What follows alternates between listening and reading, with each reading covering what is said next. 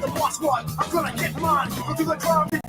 Do the time, don't tell me how you're all down. When it's all in my face, when you play me like a clown and you fool bitch. So just step back, I'm mad that when I come down straight. I thought you were my piece, but you play me out. Now I'm mad as hell, and I'll pull us out. Who you wanna roll with? Who you wanna roll with? Lefty, let's roll. Who you wanna roll with? Who you wanna roll with? Lefty, let's roll.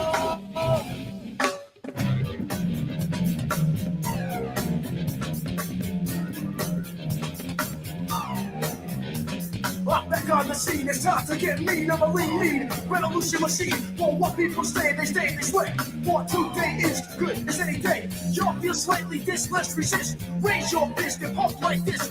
Promises all the time. Don't cross the line, but you know it's right. Who you wanna roll with? Who you wanna roll with? Lefty, let's roll. Who you wanna roll with? Who you wanna roll with? Lefty, let's roll.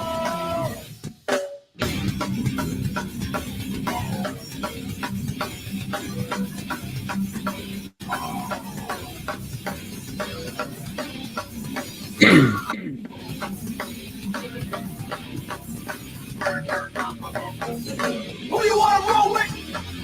Who you wanna roll with? Lefty, let's roll. Who you wanna roll with? Who you wanna roll with? Lefty, let's roll. I will find get something in your rigger. I will find get something in your rigger. I will find get something in your rigger. I will find get something in your rigger. I will find get something in your rigger. Who you wanna roll with? Who you wanna roll with? Lefty, let's roll. Who you wanna roll with? Who you wanna roll with? Lefty, let's roll. Who you wanna roll with? Who you wanna roll with? Who you wanna roll with? Who you wanna roll with? Who you wanna roll with? Who you wanna roll with? Who you wanna roll with? Who you wanna roll with? Who you wanna roll with? Who you wanna roll with? Who you wanna roll with? Who you wanna roll with? Who you wanna roll with? Who you wanna roll with? Who you wanna roll with? That shit is my jam. Happy Thursday. Happy Thursday. We're in the studio today with Chris. Yo. Hello, Chris. And Jim's here. Hello, Jim. What's up? Hey, what's up, Chris? What's going on, bro? How's everything? You know, I tell people at times, you look like you could be a Kyle Schwarber's brother or something. You do. Seriously. You look like several people I've known throughout my lifetime and who I've seen on YouTube and on TV. Yeah. I'm trying to directly place you outside of like one person I went to high school with. Yeah, we wouldn't know him, though. We know Kyle Schwarber. No, yeah, that's exactly why I'm trying to exclude it. Hey, Chris, have you heard that before or no?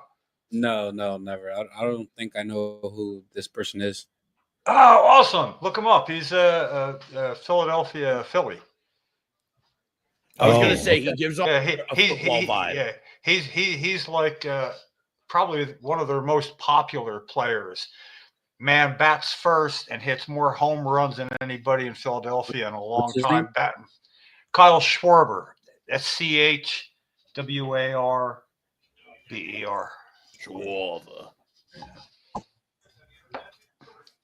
I mean, it really depends. It depends what beard he's got. A little thing. I mean, I'm just saying, you have like what you could say. Yeah, man, it's my brother. Yeah, just like a casual lie you could tell in the bar, just like, oh yeah, it's my brother, whatever. Yeah. And I'm never gonna see you again, so you're never gonna fact check this. I've looked through pictures of him and not put them right next to you. I thought, yeah, I see it. But the thing is, now I don't have this. I don't have this on full screen right now. No, you still look like it. Yeah, you do. Anyway, yeah. That's a good thing, age. We're both 31. Yeah, go for it one So- time. It's like, say, hey, I'm sorry. You know Kyle Schwarber? And this person goes, yeah, it's my cousin. You don't see it? Oh, they'll go for it, man. You know what I mean? you plant that seed in their head. Might get you a discount somewhere. So, Lefty, it's been a week since the Mad Hatter's been open. What are we thinking? How do we feel?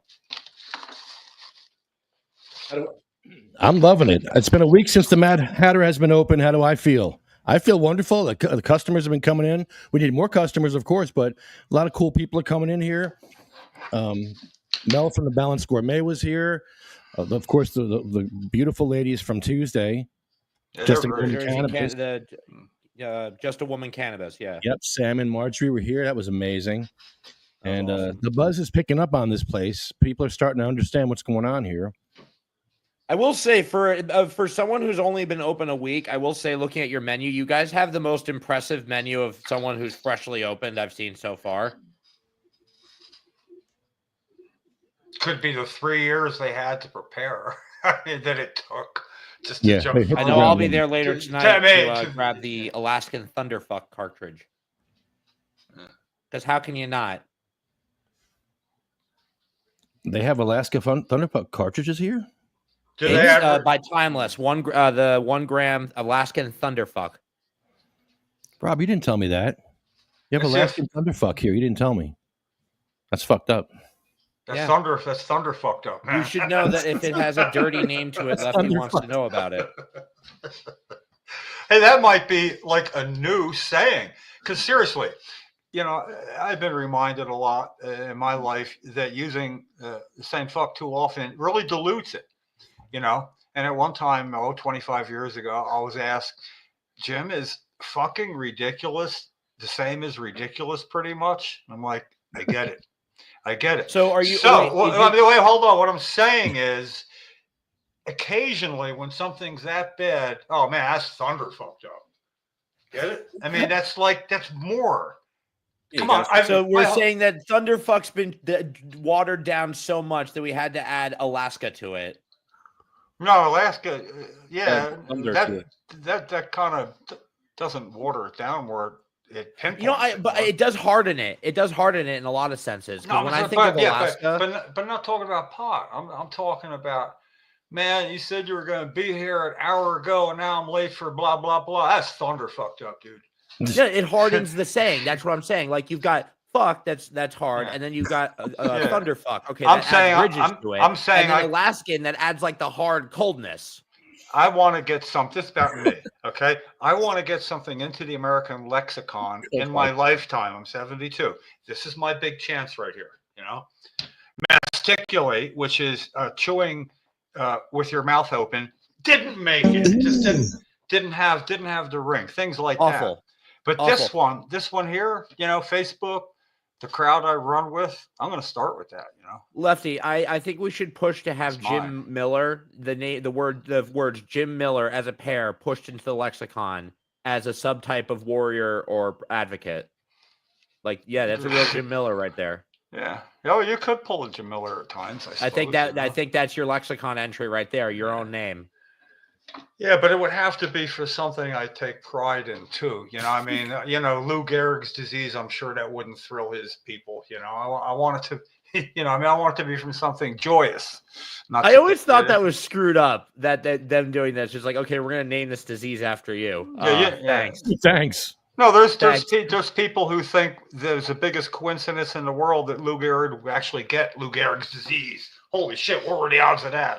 I'm gonna, yeah, no, that no, there are people that it's wild that kind of claim.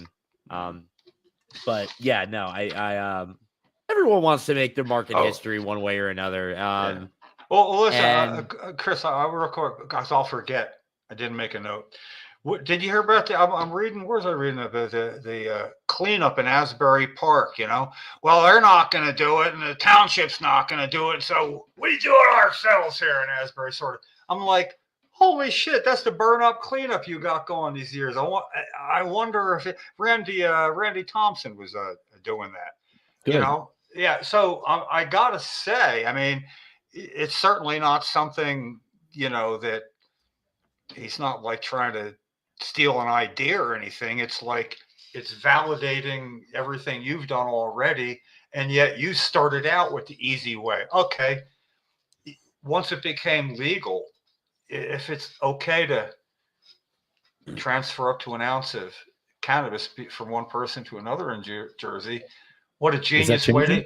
to to do it, by saying, yeah, man, clean up, burn up, clean up, whichever way I Well, guess Jim, works. being that you're someone That's that knows awesome. more about, I guess, how the Yeah. loopholes and legalities of this, I'd have to ask if I brought this up a couple weeks ago, and I feel comfortable saying it now because he actually made the announcement. Nate from Puffin is began doing a wholesale cannabis. Now, I know that wholesale is a different word than dispensary sale.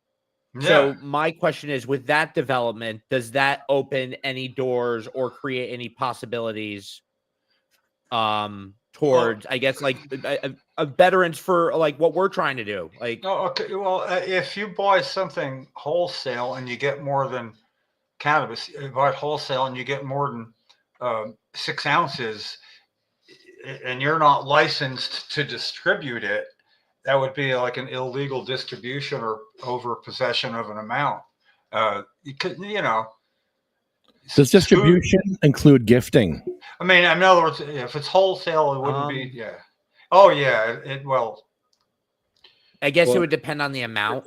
if they're gonna do wholesale, then that's interesting. Yeah. they probably won't even have to go to the dispensary and just go straight to the wholesale. So the People. wholesale, I think, is being focused on the lower grade, or I guess But easier to get stuff. when you say wholesale, it's a wholesale price. But I don't know how codified it is that wholesale means you buy it in bulk so you can make a profit selling individuals amounts, at a markup. I mean, that's what everybody, that's how it works. I mean, that's a store, that's business. But without it, it's just buying more than you're allowed to possess as an individual. Understand, disclaimer here, I'm all for it. But I have to tell you how I would see it. I'd like to, No, yeah. I don't know at what amount anybody would really give a shit, though. I mean, right now they're going after where real money's in effect being lost. But if it's a legal distributor, I mean, in other words, it's somebody that's paying taxes on what they do, that would mean selling more than he's allowed to, or she would mean more money for New Jersey.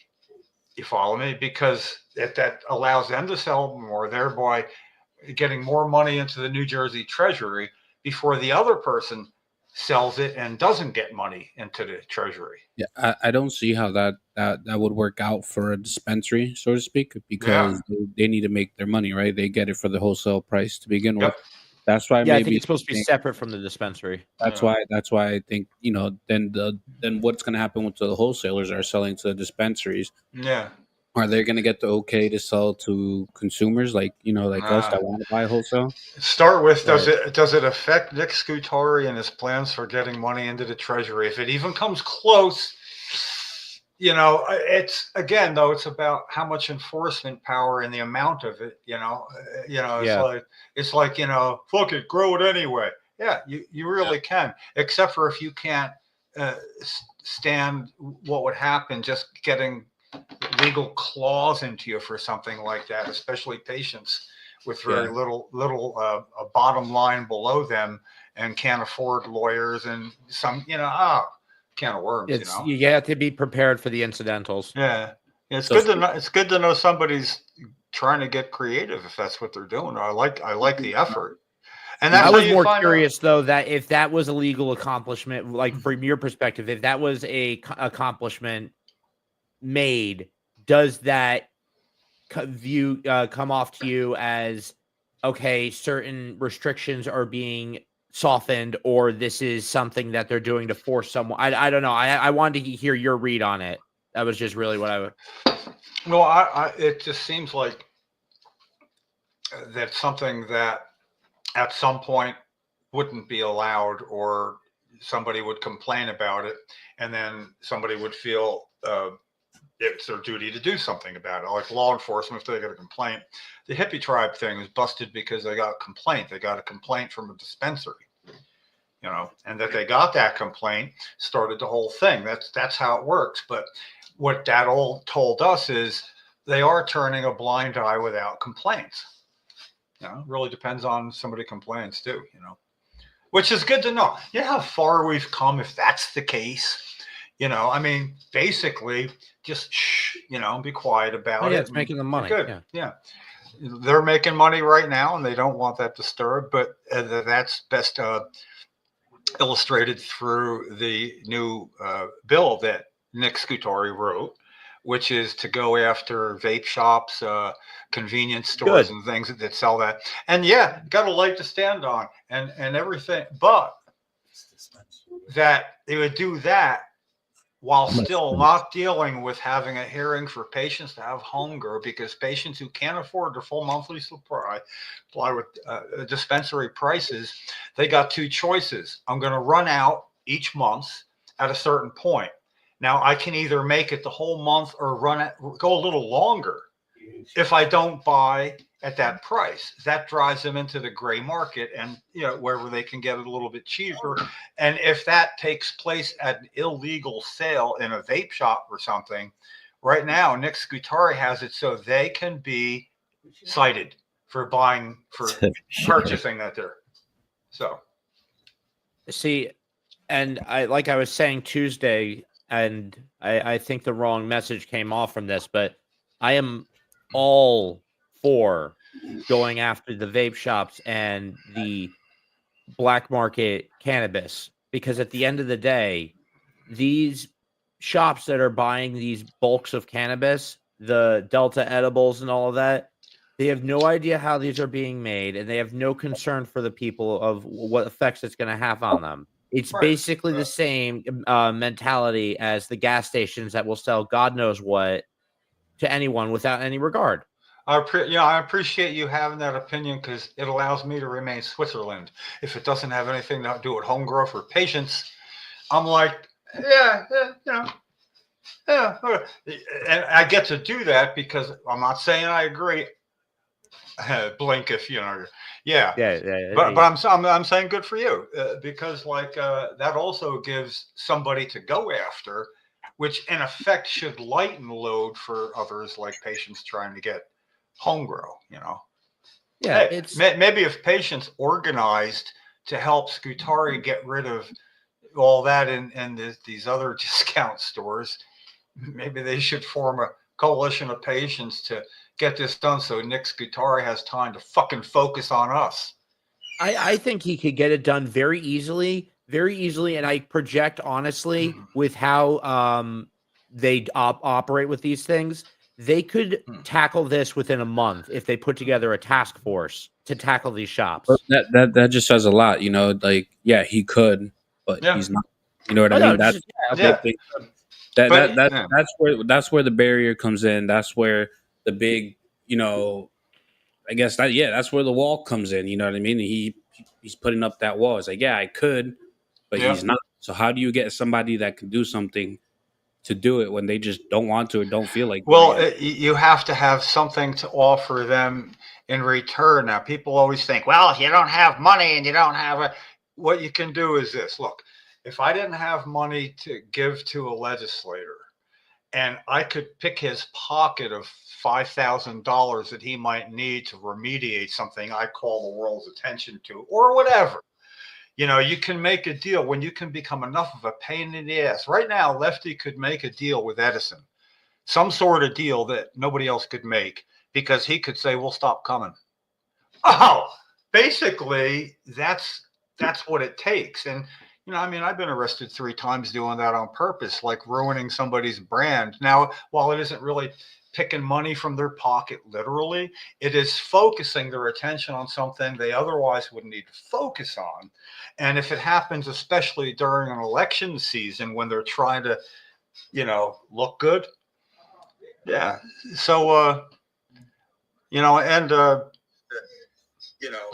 I had a lot to do today, and it really helped me to have a fair amount of edible food grade balm. So I'm riding like a really good session right now. If I end up in the middle of something and go, did that answer a question or anything? I don't remember. Forgive me in advance. Anyway. No, you're good. You're good. You're good. Oh, and I did a call. I wanted to say before we move forward, like about the burn up cleanup, it's something that me and Chris came up with, that we wanted that blueprint. We wanted to set a blueprint for that, so other communities. Yeah, man. And that was our hope, like the only thing is, me and Chris can only do so much, and you can only be so far away. Damn it! Come on. Yeah, exactly. But it is. Tell me more about this, because I didn't realize you guys were the ones who did this. So this hell yeah! You guys are organizing. It's the coolest thing ever. Yeah. But the township's involved. Tell them about the township. They do this in coordination with police in the township. Yeah, with police, the DPW, Department of Works, the council people as well. It all started off with just let's go break the stigma down and join the mayor's initiative to clean up town. They were giving away empanadas, and it wasn't really a successful program. So then afterwards, it became very successful. After we went through and started giving out people joints who came to help us clean up some trash. You know what I mean? They take a bag, 2 people share a bag, collect some garbage. And at the same time, you get to, walk through these, by the rivers or, these nice places and smoke a joint. Mm-hmm. So then it became bigger and bigger. It just became bigger and bigger, and leading it to be bigger and bigger, we needed communication. We need established communication with the town, with the board or of some sort, because we needed their assistance picking up the garbage. So that's when it became where we became kind of middleman, where not really middleman, but I guess grassroots, where we talk to the people in the community by doing this cleanup and getting more people involved, or even if you weren't involved, you were passing by us and asked, what was this about, and educated a lot of people as well along the way. But then so we had to talk to a council member and got us in touch with DPW where they can pick up. But and then now they offer us garbage bags, pickers, gloves, vests. They provide everything for us in order to pick up the trash. Well, I will. The next time you guys are doing an event cleanup, please let me know. I will happily come down there with my camera, shoot you guys, get some coverage of it, so you guys have some good shots to show off of all this.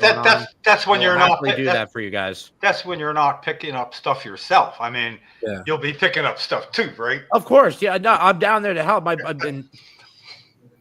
Trying to help because I haven't got there yet. It's a nice experience, obviously, Lefty, we've dealt with a series of people, that try to get some pushback, but ultimately the message is breaking down the stigma, and the message is we're not lazy. We are part of the community. We've been part of the community, and we are, brothers. It's a good look. It really is. Parents, grandparents. We're normal people just like everybody else. Yeah. And we do good for our community. And what else do you do, though? I mean, if you all decided we just want to do this, like Asbury Park or whatever, you don't think they weren't smoking while they were cleaning shit up? I'll bet they were. It's legal now. What I wanted to be clear about is, you started doing that long enough ago that was it legal or not? When it first became legal, that's when we started. I think that weekend, Lefty, we went out, right? And that weekend it became legal. But it wasn't. Was it when it became legal or when it got voted on and legal? Because it wasn't legal. It was voted. It wasn't legal yet. Yeah. That's okay. That's what I really like is going out then. Whoa, what do you mean it's not legal? You could actually do that if you got pushback. We got called on. Remember, Lefty?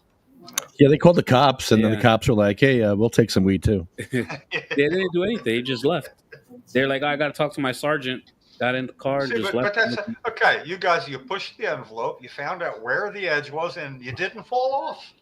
Right. People assume when you push, go to the edge, doesn't mean you go over it. You go like peak over it is all.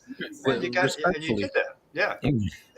Well, very, very commendable, important to honestly, respect, and really just an awesome thing to And it- do and it's for being not just Asbury, not just the places you're cleaning up, but for the cannabis industry altogether. I think it's awesome that you're actively inviting people to come and prove that we're not what the stigma says. And yeah, hats off to you, dude. That's really awesome. This Boy, year there's we need got- there- sponsors. yeah. We need sponsors for pre-rolls.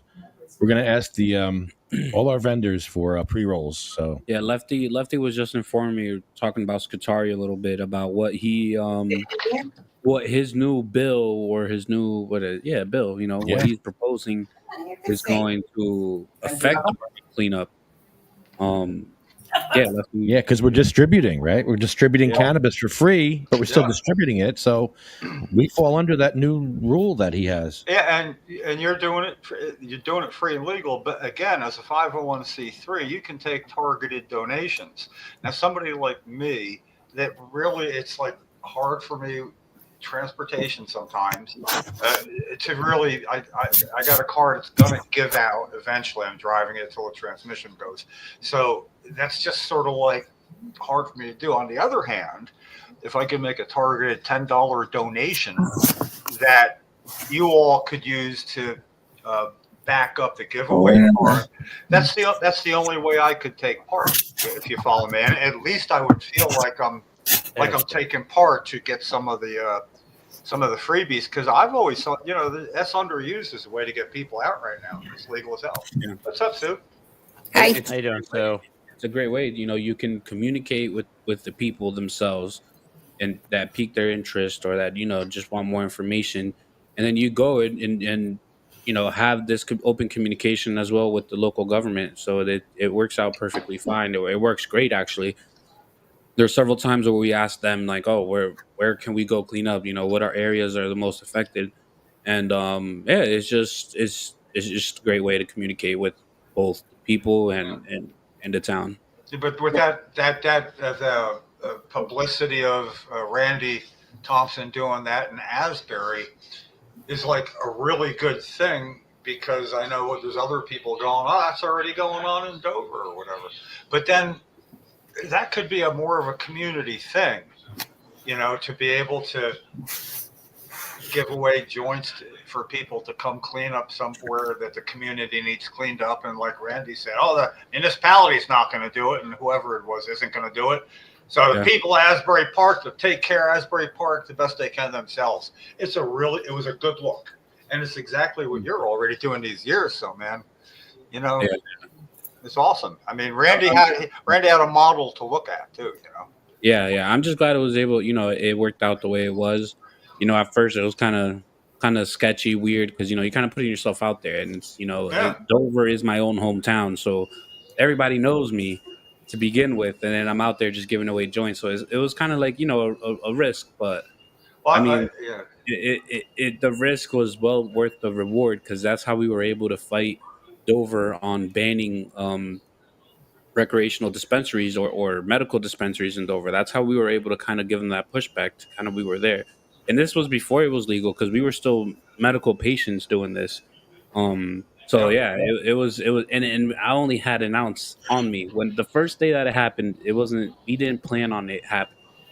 We were just like, yo, what if we just try giving out joints? They tried handing out empanadas didn't work. Let's try handing out joints, see if we can get random people on the street to come help us. It became kind of like a challenge, like a little dare. Yeah. And it ended up being just amazing. So much fun. We had a Vietnam veteran pull up, and he was like, "Are you serious? You're handing out? You're giving this to me?" It's like, yeah. Thank you for your service, sir. Like, it was amazing. He's like, "Oh, I need this. I need this more available." It was a great conversation. And you had people pulling up on the side of the road. It's like, "Oh, you guys are giving away free weed." It's like, yeah. I was like, "All right, I have this back problem or something." I remember one person popped up the center console and bought his own Ziploc bag. Yeah, it was amazing. You want to see his hair? That would be me. have it. You can go see. Hold on. Yeah, that would be me. It's a lot of Someone fun. It's a whining. great way, get to know the people, your neighbors. You know what I mean? Yeah, It's the whole community. Yeah, and it grew. And we take out at least 20 bags Oh, on a man. bad day of At least. garbage, and the things we found, Bicycles. bicycles. Well, shop- you did a great video on that. I mean, I felt like I was there watching you do that. It was it was like 7-8 minutes long. That's what you do, man. Put that shit out there like that some more, Yeah. Really. For sure. It's definitely, and it's a great blueprint. I think everybody should do it. The original. We also did it in Mawa, right? We went to Mawa. We had a little sativa cross, and we helped clean up Mawa as well. Somewhere somebody did. I think it wasn't in. I think it was in Oklahoma. Had a mile of a road where they maintained. Then this mile maintained by such and such. Yep. And they were able to break through and do that right out there. So it's all the same look. It makes cannabis consumers look civic minded as they are. Yep. Good look. So do we have Paul Sanford time? I never ask. We've been just. Paul will be on with us at 5:30, I believe. Yeah. Good. And That's I just heard, I'm going to have to. I just pop heard off from him at about again, 5. so he'll be here. Yeah. I'm going to have to unfortunately pop off for a bit at 5:00. I have to get my cat in a crate to go over to the vet. I did want to make one announcement. you're a before I crazy did cat go. Yeah. So she got into my closet last week, and then I guess was laying on a pile of clothes and got her foot tangled in a drawstring and got herself really spooked. So I'm just making sure she didn't step on anything and making sure there's nothing else. So I'm getting her to a vet. But otherwise, I'm just taking it slow with her. But I did want to make one announcement before that. I did have to go though. That I don't know if you guys saw it yet. I finally got the podcast off the ground. I just uploaded episode 2 today. The Bucket Cast is live. I hope to have each and every one of you on, but everyone, please, on the YouTube and the Instagram, the Bucket Cast is live. I haven't been able to upload episode 2 to the Instagram, but yeah, it's I've been excited to be able to finally, get myself in a space where I can podcast like this by myself. But yeah, please go check that out if you guys get the chance, and I'd really appreciate it. Will do. Bucketman on Instagram. So I have to Instagram go and get YouTube? ready for her to arrive. So I will come back on if this is an easy effort. I'm not thinking it will be, but we're hopeful. So I will catch you guys later. All right. All right. man. Take it easy. We're gonna smoke the rest of that blunt. Yeah, I was actually going to tell you. Let's go smoke the rest of that blunt. We'll go live on our little phone here. Handy This is dandy. fun. Yeah, this is fun. I like doing this. Yeah. Walk around. Let's see. They're just all gonna leave me and you alone here, Jim. Yeah. I know. I'm looking. That's been 30 minutes. You guys made it there without going out yet. That's kind of a record, isn't it? It's been longer than that. Yeah. we had things to do. We were. Well, you gotta make 3 trips at least. Otherwise, we're gonna need you to start blinking like, are you being held hostage or something? You'll see signs. Yeah, give us the help me hand yeah. sign. All right, let's go. That's good. All right, We're let's in do good it. spot. Let's go smoke some weed. This is always confusing with the other view and that. Now it looks like there's 2 of you. One can't be real. They're both artificial intelligence. That was out loud, huh? Okay. Yeah, that was. Yeah, I'm kind of. I had a buckle down. But that was good. I like that. No, yeah, I did too. I hear it as it's coming out and go, good one. It's I have kind of a zone I have to be in. I mean, it's that last. It's like in Breaking Bad, that last 2%. It's only 2%, but it's like everything. Yeah, to be right where I need to be, getting stuff done. A little bit of balm and a little bit of smoke and just the right thought process as it's happening. I can ride that I'm in my zone wave like really long time. And I ended up calling Assemblywoman Reynolds Jackson's office, the Senate counterpart in the assembly of the home grow bill that's for patients that's not getting heard ever. So before I could even stop myself, it was, because I was in my zone. I'm like, I'm calling like I usually get ready for this shit. Okay. And, I just wanted to ask, we don't know whether or not for sure Speaker Coughlin has been doing Senator Scutari's work in the assembly since this bill got out of Conaway's committee. It's in a committee where the chairman of the committee is a co-sponsor. Now another co-sponsor, the latest one, is also in the Oversight and Reform Federal Relations Committee that it sits in. So why isn't it being heard? Why hasn't it been posted? It got to be Coughlin. But I wanted to confirm that. I don't want to. There's no need to be guessing. And that I met with her with Ken and Evan Nissan and about three other people, with Assemblywoman Reynolds Jackson and her chief of staff, Eddie Gittens. We met. It was funny because I was on the job. I wasn't even invited to this because Evan didn't invite me. And I went up to Ithaca College when he was in there from Toms River because I was the man and they wanted to, and I did that. And now here he is. He's got an appointment. And Ken's going and Peter Rosenfeld's going. I'm like, what about me?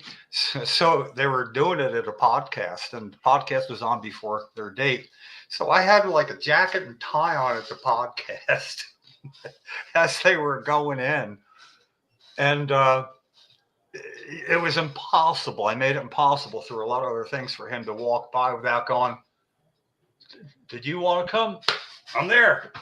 I kind of hustled in. But beyond that, I recognized who the chief of staff was. We're all standing in a place I've never been to have conversations in the State House. And it's like a lounge looking thing, wherever they go. There's a person outside there keeping people from getting in like us. So you walk in with, she has to meet you outside and we get guided in.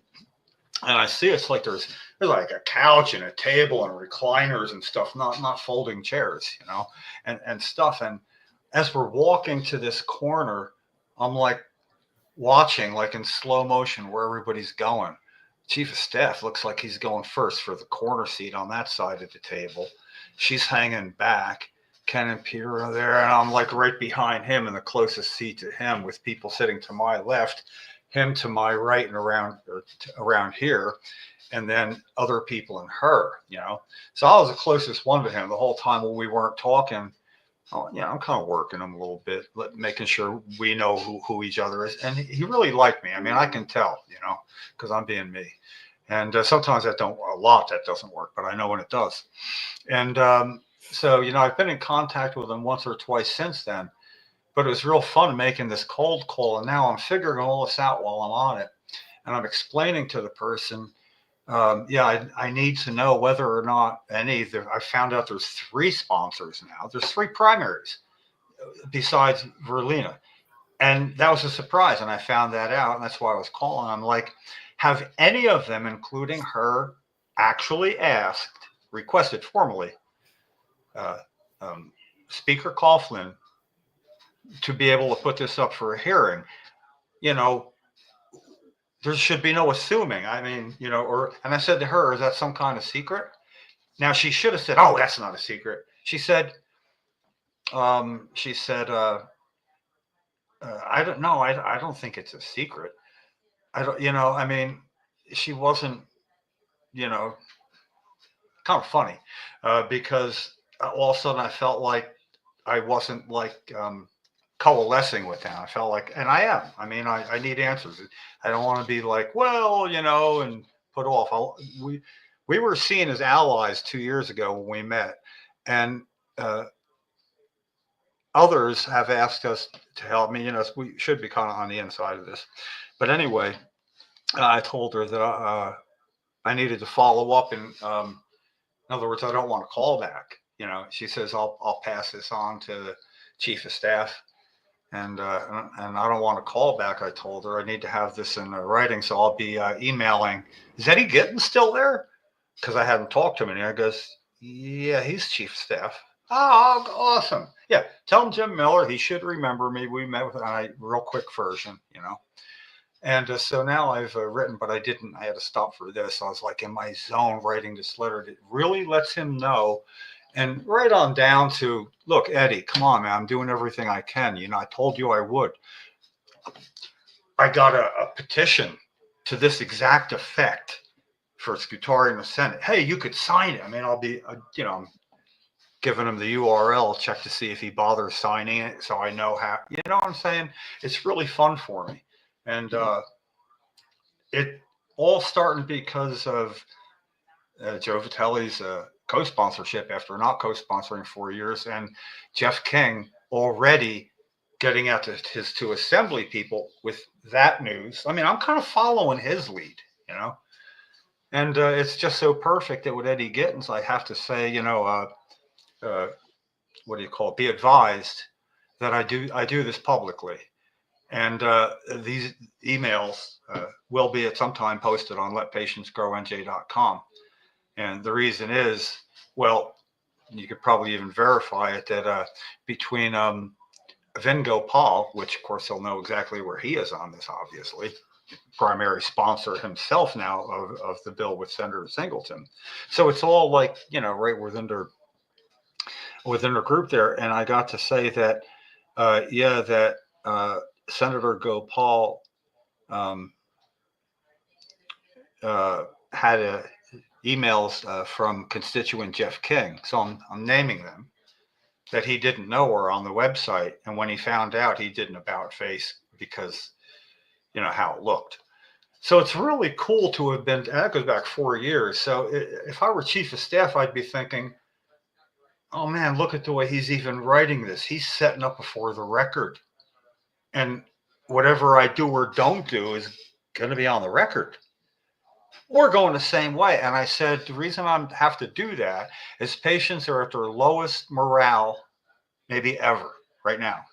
And this has a lot to do with it. So this means that they can see for themselves that at least some advocates and legislators are keeping them in mind, that there's at least something trying to be done. That's why it's being posted there, because they really need that.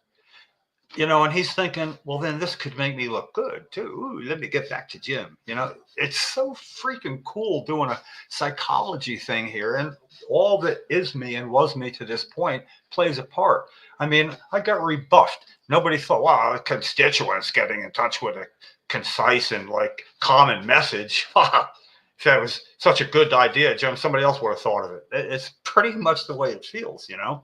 And yet now, having into 3 Republican co-sponsors already with email trails, makes it look like maybe I had just enough. I thought, what, 12 people doing this with me? I thought we might get half the districts covered and start getting some traction. And all I needed was people to help me keep track of shit, which, no, you know, nobody like hopped on board and says, holy shit, Jim, this is genius. This gives us teeth. We don't have teeth. We don't have money to give. We can't do major shit, you know, but what is in it for them? Yeah. It's not so much what we can do for them. It's what we cannot do for them, you know? And now that this is like a record and it's a one-way street, and they know that, they know they can't say boo, and everybody can put up what they want. So it's not an everybody thing anymore. All of a sudden I'm finding out that a few key targets might be just enough to actually, you know, that boulder that's almost moving we've been pushing for so long. And I'm really enjoying the possibilities. And I'll be honest, I won't mind a record of my style being out there as well, you know, because everybody's going to see, oh, that was a clever way to put it, Jim. I mean, not everybody. It's 10 people that give a shit, you know, but people who matter might be able to look at that and go, son of a bitch. And the reason I say this is Mailman Jim did that to Rob Campea, who was the man at the Marijuana Policy Project at the time, when I had a problem with him because he upped Barney Frank's visit to Washington. Put it back. Oh, no, we could get a caravan of patients coming across country. I'm going, are you shitting me? No, you can't. You can't put patients on a bus and drive around like a publicity stunt. But Barney Frank went for it. And he pushed back when he was going to be by like 5 months. And Cheryl died, and we never got that chance with him again, you know. And I held it against Rob, and it was pretty freaking public because it's how I roll, you know. But anyway, everybody knew this. And then the Drug Policy Alliance had their conference in Meadowlands, which, you know, I mean, it could have been anywhere. And of course, the MPP would be there. So I wrote up my indictment. I made 200 copies, and I went and I shared a room with a guy I didn't know there, so I could afford to do it. And as soon as I got there, I saw Rob, and I went over and I said, here's what I'm going to be handing out as soon as I'm done registering. You should read it right now. And I went to register, and like 5 minutes later, what are you doing? He's like, here. And I said, well, you know, when I'm done registering. Well, how long is that going to take? And I got to smile and go, probably about 5 minutes quicker than it took you. And I turned around and, you know, did what I had to do. And then we went and had a discussion in this really great place in this huge lobby area where the second floor where everything happened had 3/4 of a railing around it. So if you're in the second floor walking to the various rooms, like where we would be, you do this and you're looking down, and everybody was like, holy shit, there's Jim and Rob. What the fuck? What the fuck? You know, because we were like mortal enemies. And I yanked his chain, and I gave him that discussion before handing out what he really didn't want handed out. And I already gave like Keith Stroup a record, and somebody from Virginia I knew a record, and they were like, oh my God, are you really going to do this? You know, it was a time in my life where I was just not going to be persuaded to do anything else by anybody. And it's really free feeling. I remember it well now. So what happened is, first thing he said he wanted to help clear up is, why does Gary Stork hate me so much? And I explained, you know, and it was pretty much the same reason, you know. And then when we got to talking, he said, I got to tell you, your Mailman Jim idea is like the best thing I've ever come across in advocacy in DC. I almost had a heart attack. What the fuck? Well, he'd already not recognized it before, but I had by then gotten letters to 39 offices, both houses, both chambers, from people, veterans, about getting on that FDA had approved a test using combat veterans, PTSD, yada, yada, and they weren't getting subject material. And I got fucking pissed, and I started going down there delivering letters, and people wrote me in. I had to take Larry Vargo down one time. I couldn't get to all the rooms and shit, you know. And Rob was telling me, like, and you know, it was funny because nobody else knew how well it was like working out. And I was totally vindicated when Steve Fox, the departed late Steve Fox, who is kind of his lackey, came walking on over, and everybody's watching, and Rob sees him coming and does this, like backed him off away so we could finish, and everybody saw it, you know. And then I gave chosen people, don't show anybody because I'm not supposed to be handing this to you, but here's why. I couldn't explain it, why they had people that really knew, like, would have to read it. God, I wish I had a copy of that now. But anyway, it's that teeth, you know, other people finding out, and that's how it had to be done then. It was 2003 or 4. It's within a year after Cheryl died. It might have been, you know, half a year later. So it's valid, and that became what I do now in a sort of a different form. I don't have to physically go because now we have way better methods of taking care of business, and it leaves an email trail. And I don't know why there isn't like a handful. I don't mean here. I mean a handful of people that somehow said, "Holy fuck, man, what are you missing?" What I'm missing is I don't know how to file shit stored, you know, all sorts of stuff.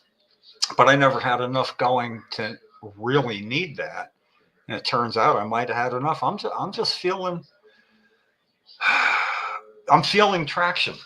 You know, I'm feeling that boulder moving a little bit, and man, it's really got me back where I need to be. A lot of it, a lot of the way anyway. So we'll see how it works out when I get this letter to Eddie Gittens. Oh, plus I get to copy the letter to Jeff King and Joanne because she's letpatientsgrowNJ.com, and she's fast working on making it so when you go there, oh look, here's where I want to go. Click, and you're right to my space. On that website. You don't have to wade through all the other crap on there, which I'm kind of trying to avoid. No offense to letpatientsgrowNJ.com, but yeah, I feel like the pieces of the puzzle are there mostly, and the rest hopefully come up along the way. I wake up with something to do every day that's like, and I don't know what else is going to happen, and everybody else is a lot distracted too, so it's almost easier to kind of sneak up on people now. I mean, because there's so much else going on in the world besides what's going on in New Jersey. And, I'm kind of hiding behind that smoke screen a little bit, I'm just sticking my head on and go, really? Before some people over that deserve it. Whew. Wow. I'm done. That was a lot. Wow. Yeah. Well, it's all lining up, and I'm in my balm zone too. I mean, like just right now. It's and when I'm done, I get to go back and finish that letter to Eddie because I couldn't get it done in time.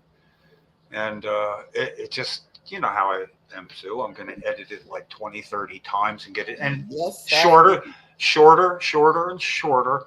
I'll copy you too. I can copy anybody I want. What's Eddie going to say? It's going up on a website. He can't. It's so cool. We got little bitty baby teeth. You can't discount it. And he gets it. They really want this to happen. So I think he's going to embrace it. And the proof will be if I see Eddie Gittens on as a signatory. Got a whole total of 98 signatures, and that's without really doing any serious work and considerations for algorithms or anything like that, which I didn't know might be a consideration. I thought algorithm almost sounded like either, a guy's name or a drug. Ask your doctor if algorithm is right for you. That's my tech dinosaur status. It doesn't help me out like ever.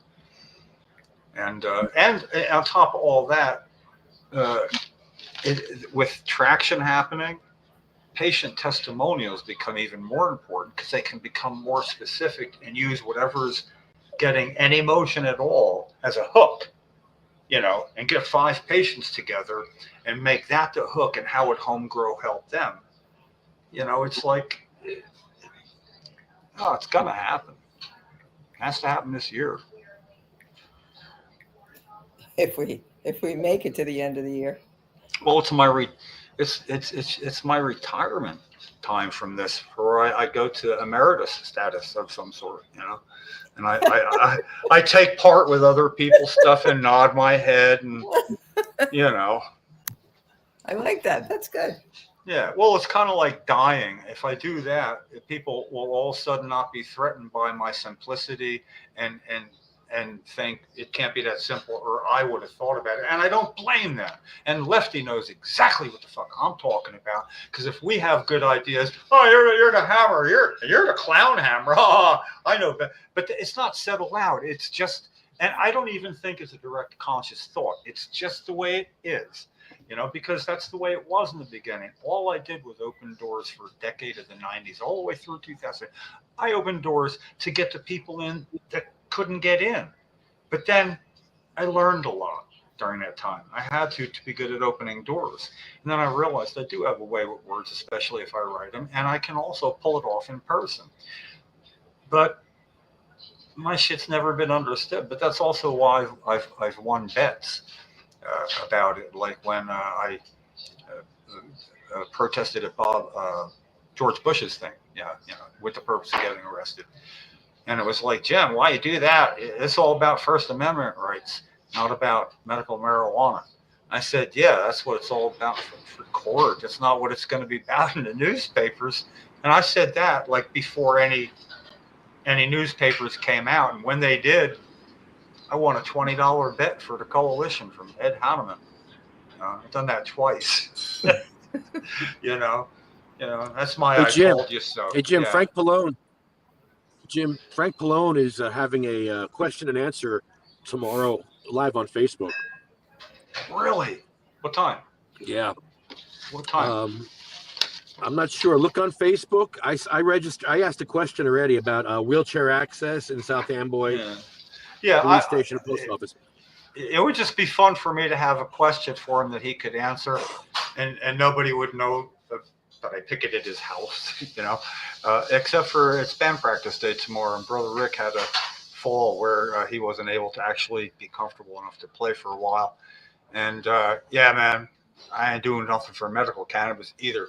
That's a block of tomorrow. It's like totally cut out, like I'm on the other side of the moon. You just gotta wait. Maybe we should do a question and answer with you. Have a. Oh yeah! Wow. Yeah, that would be pretty awesome. Have. I got to New step. Jersey's favorite activist. Yeah, right. Question and answer. Right. Yeah, that'd be fun. Yeah, it really would. So you want to do it? I'm heading straight towards yes, but you see how I don't even knee jerk with that. I mean, that shows how I'm getting there too. I mean it does, but no reason jumped out not to. As long as all it was about was where we are now. And maybe other stuff to make it a little more fun, but we're an at-home grow for patients, nothing else. That would be all where it comes together. Yeah, that would be really good to do. I think. Yeah. Oh yeah, man. I could in effect subtly promote myself to and up my brand, so where people stop thinking of me as a hammer and think maybe, well, fuck, man, the guy's been doing it for 34 years. He must have learned something. I mean, and also helpful hints. When you do have a meeting with somebody. And it goes like, especially when you don't have it's not email, and it's an actual in-person meeting. First thing you got to do after that meeting is, don't do anything other than make all the notes you can, like you're trying to remember a dream, who it was, what his name was, the look on, all of it, just for like 5 minutes, right outside the doorway. If it's a hallway, you stand there and lean on something and you make notes. I've never regretted that. Especially like a half year later when I'm back at that office and I look at my notes and I walk in and I go, Jay, what's up, man? Jim Miller, half a year ago. Yeah, because I just read my notes before I went back in. I can't remember shit like that. But right away, that puts Jay on his heels a little bit, It's you don't get, And look, that's like 25 years ago. I've learned a lot since then, and you have a lot of good stuff to share. So think about that. I like it. I do. Lefty, what do you think? Lefty, you're muted. Yes. What do you think about doing something like an hour of questions and answers to New Jersey's favorite activist, Jim Miller? Minutes with Miller. Yeah, minutes with Miller. Minutes with. Okay, see, that's good. Or have a weekly segment called the Miller Minute. Yeah, there you go. We have to wait. The Miller Minute, which is a half hour. Yeah, it's the Miller Minute. It's not a minute. Yeah, it's a Miller Minute. It's a Miller Minute, which is a half hour minute. Yeah. Yeah, I mean, I could. Okay. We could definitely do that. It's going to be called. I missed all this. I had to. Yeah, you did. Obviously. You did. Yeah, that's all right. I'll see a replay. All I know is you agreed to everything, Jim. Oh man, yeah. It's funny. Very seldom do I make that kind of sense for so long that people look like pictures in front of me here, and it's like, it's like having straight pathways that are actually because you all could keep up with me. And I don't get to do that almost ever, ever, ever. More than one person keeping up, and I can see it's the right level, and We got you. We got yeah, you. yeah. Because there really is traction right now. I mean, the first in a long time for this. It's just like writing a letter. It doesn't email doesn't get answered. Redating it, always dating it. Never mind each one being dated. When you see all those dates in a row, it looks bad.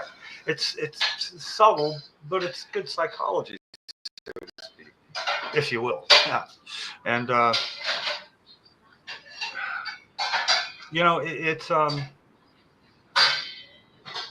it works better now, and even I sometimes like end up doing my post mortem after any phone conversation, even and with Ashante at Reynolds Jackson's office. Yeah, I've already done that actually. Wow, just like always. We're there now though. There's things I've caught up that it's like the years when I got to refer to the bill. See, everybody doesn't know. Most people do. People I'm dealing with do there that bills change their number, but it's the exact same bill automatically reintroduced each session. So it's like when I say S 1393 was blocked by Scutari for 3 sessions. It's not. It was 3 different numbers, but they know what I mean. So with Eddie Gittins, I put it in like this. I said, when S13, and then right after S13, a direct bordering parentheses slash, and then the original. In other words, I refer to it as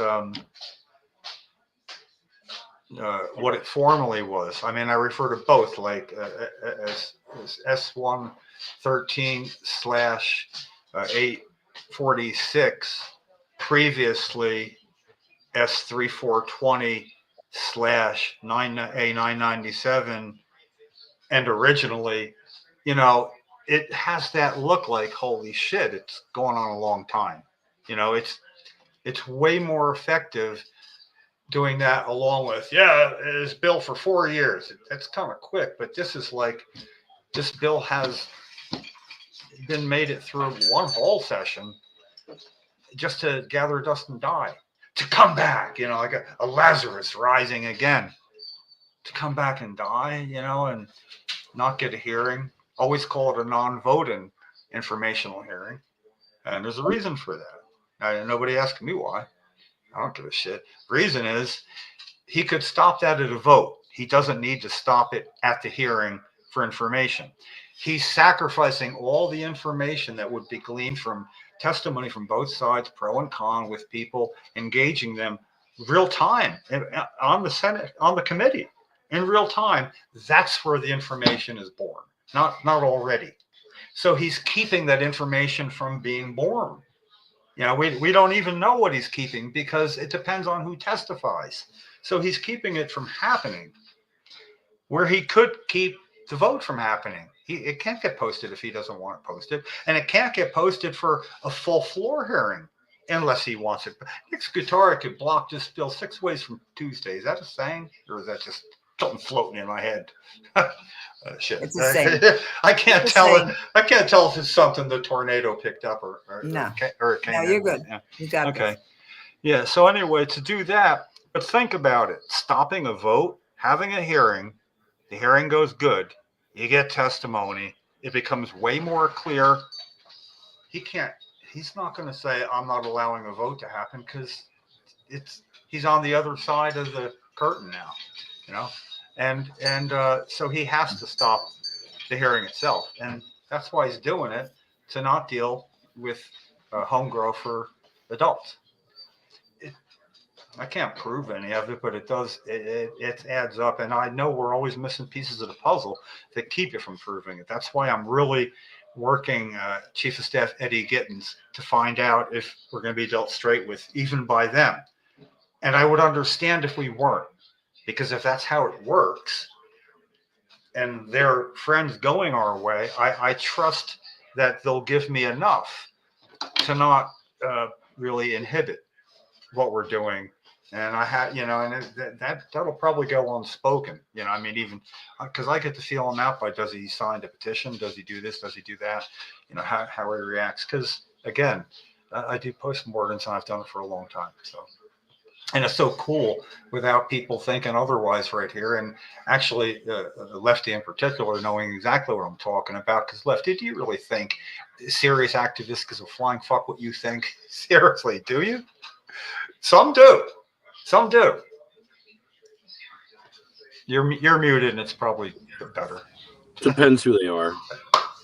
Yeah, but sometimes you say something, and some people are doing this, and some people are doing this. I'm amazed at the amount of trolls. I'm amazed at the amount of trolls that would troll us, especially trolling you and trolling Sue. Yeah, that's like, wait a minute, you're trolling Jim and Sue now. What? Well, that means we're doing something right. It's good trouble. Yeah, yeah. No, but also, thing is, I like it to my face. I'd love for somebody to come on here and do it. So, invite them on. When that happens, invite them on. And I understand the fun part is you could do what few people get to do. You can mute somebody when their time's up, and they just become mimes. And the other person gets to talk. No, the way it should be done, Not like, well, I yelled or no, I want time. It's like, and I get to have notes nobody sees.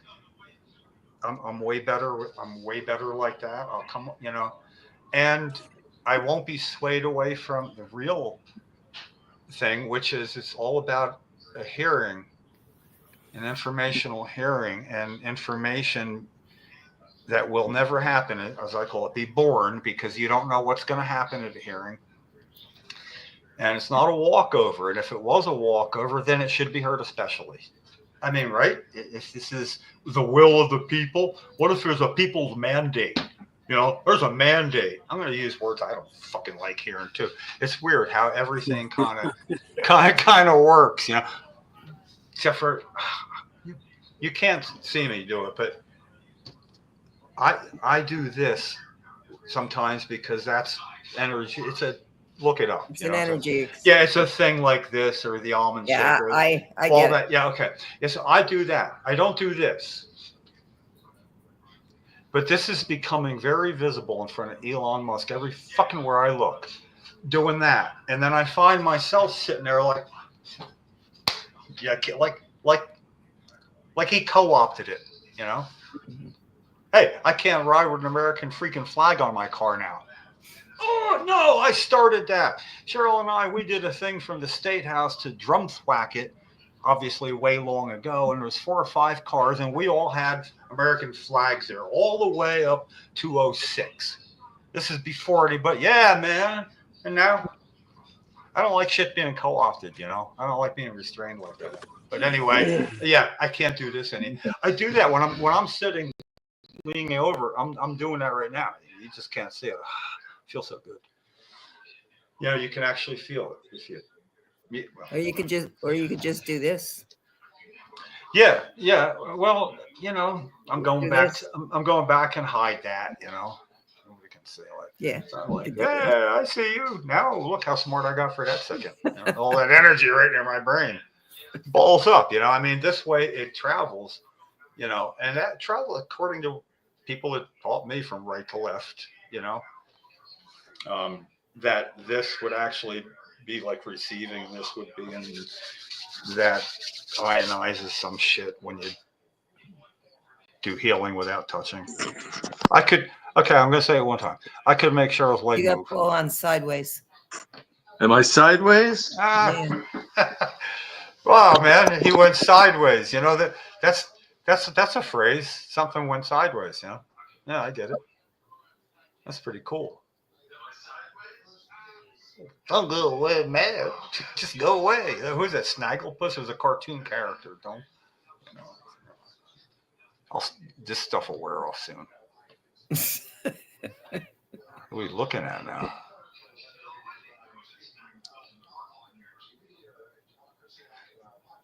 Yeah, I know it's not like really like necessarily topical to us, but I really want to hear about Africa with Paul. I mean, I don't know anybody that just got back from Africa. I do. Yeah, well, I know Paul.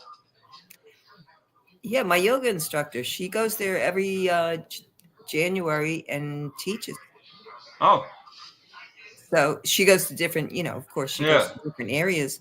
But it's pretty cool. Like it's pretty interesting the stuff she comes back and tells us. It's really, I really love listening to her. She's a nurse. She was a cardiothoracic nurse. She did open heart. There he is. Her husband is he's a radiology professor. Hi, Paul. Hey. There he is. I know Paul. What's up? Let's see. I can barely hear you. Oh. There must be a button for that. No. That's not it. More.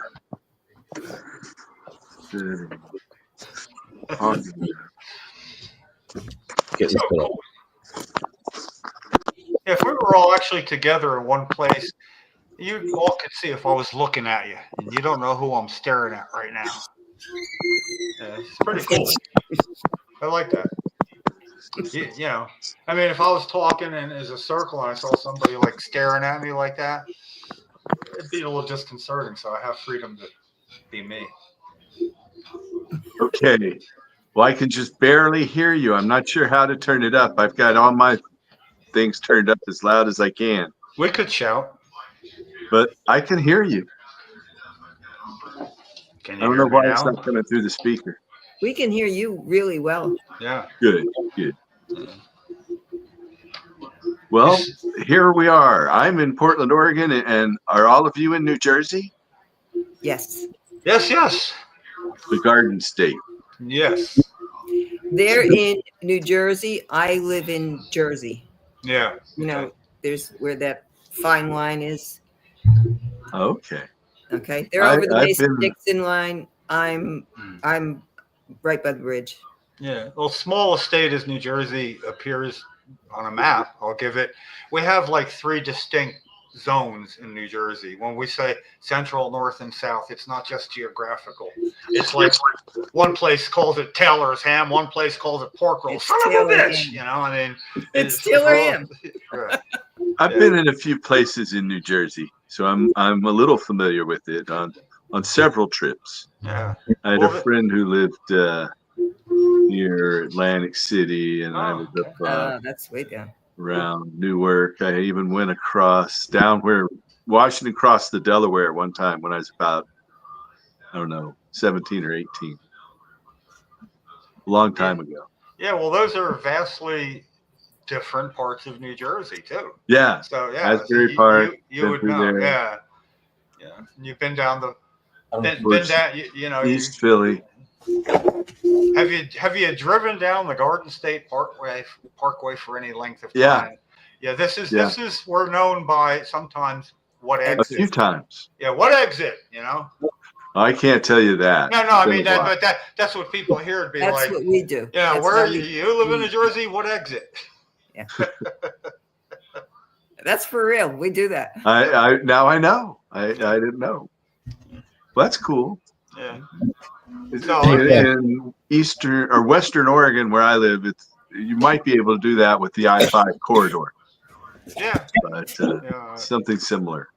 Yeah, but on the other hand, when I moved from Plainfield, which would be North Jersey, I came to Tom's North Jersey. Yeah, okay, it's not North Jersey U, but it's 11 miles from New York. I mean, it's kind of up there. But when I came to Tom's River, everybody, seemed to be a lot of people because that was an up and coming spot, more beach halfway to Atlantic City, maybe from up there, geographically speaking. And so many people were from the city. Where are you from? Yeah, you've been. Oh, I'm from the city. I moved here from the city. And I always assumed New York City. Yeah. Right? No, that was anything over the Perth Amboy Bridge, over the river. Anything over that, people called it the city.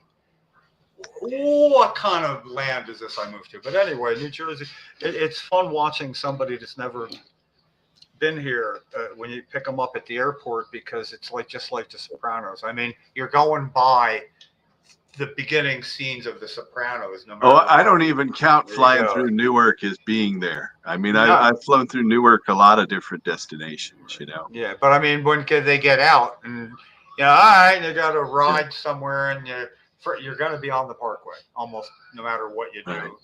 It's a and, crowded airport. Yeah, and then it's like Tony Sopranos land. It's famous for one TV series, But and we're kind of like the armpit in New York, Yeah, it's been that my whole life, Yeah, Oregon just sounds like some sort of really nice faraway place to me. I've never been to California. Well, if you ever come, I'll show you around a little bit.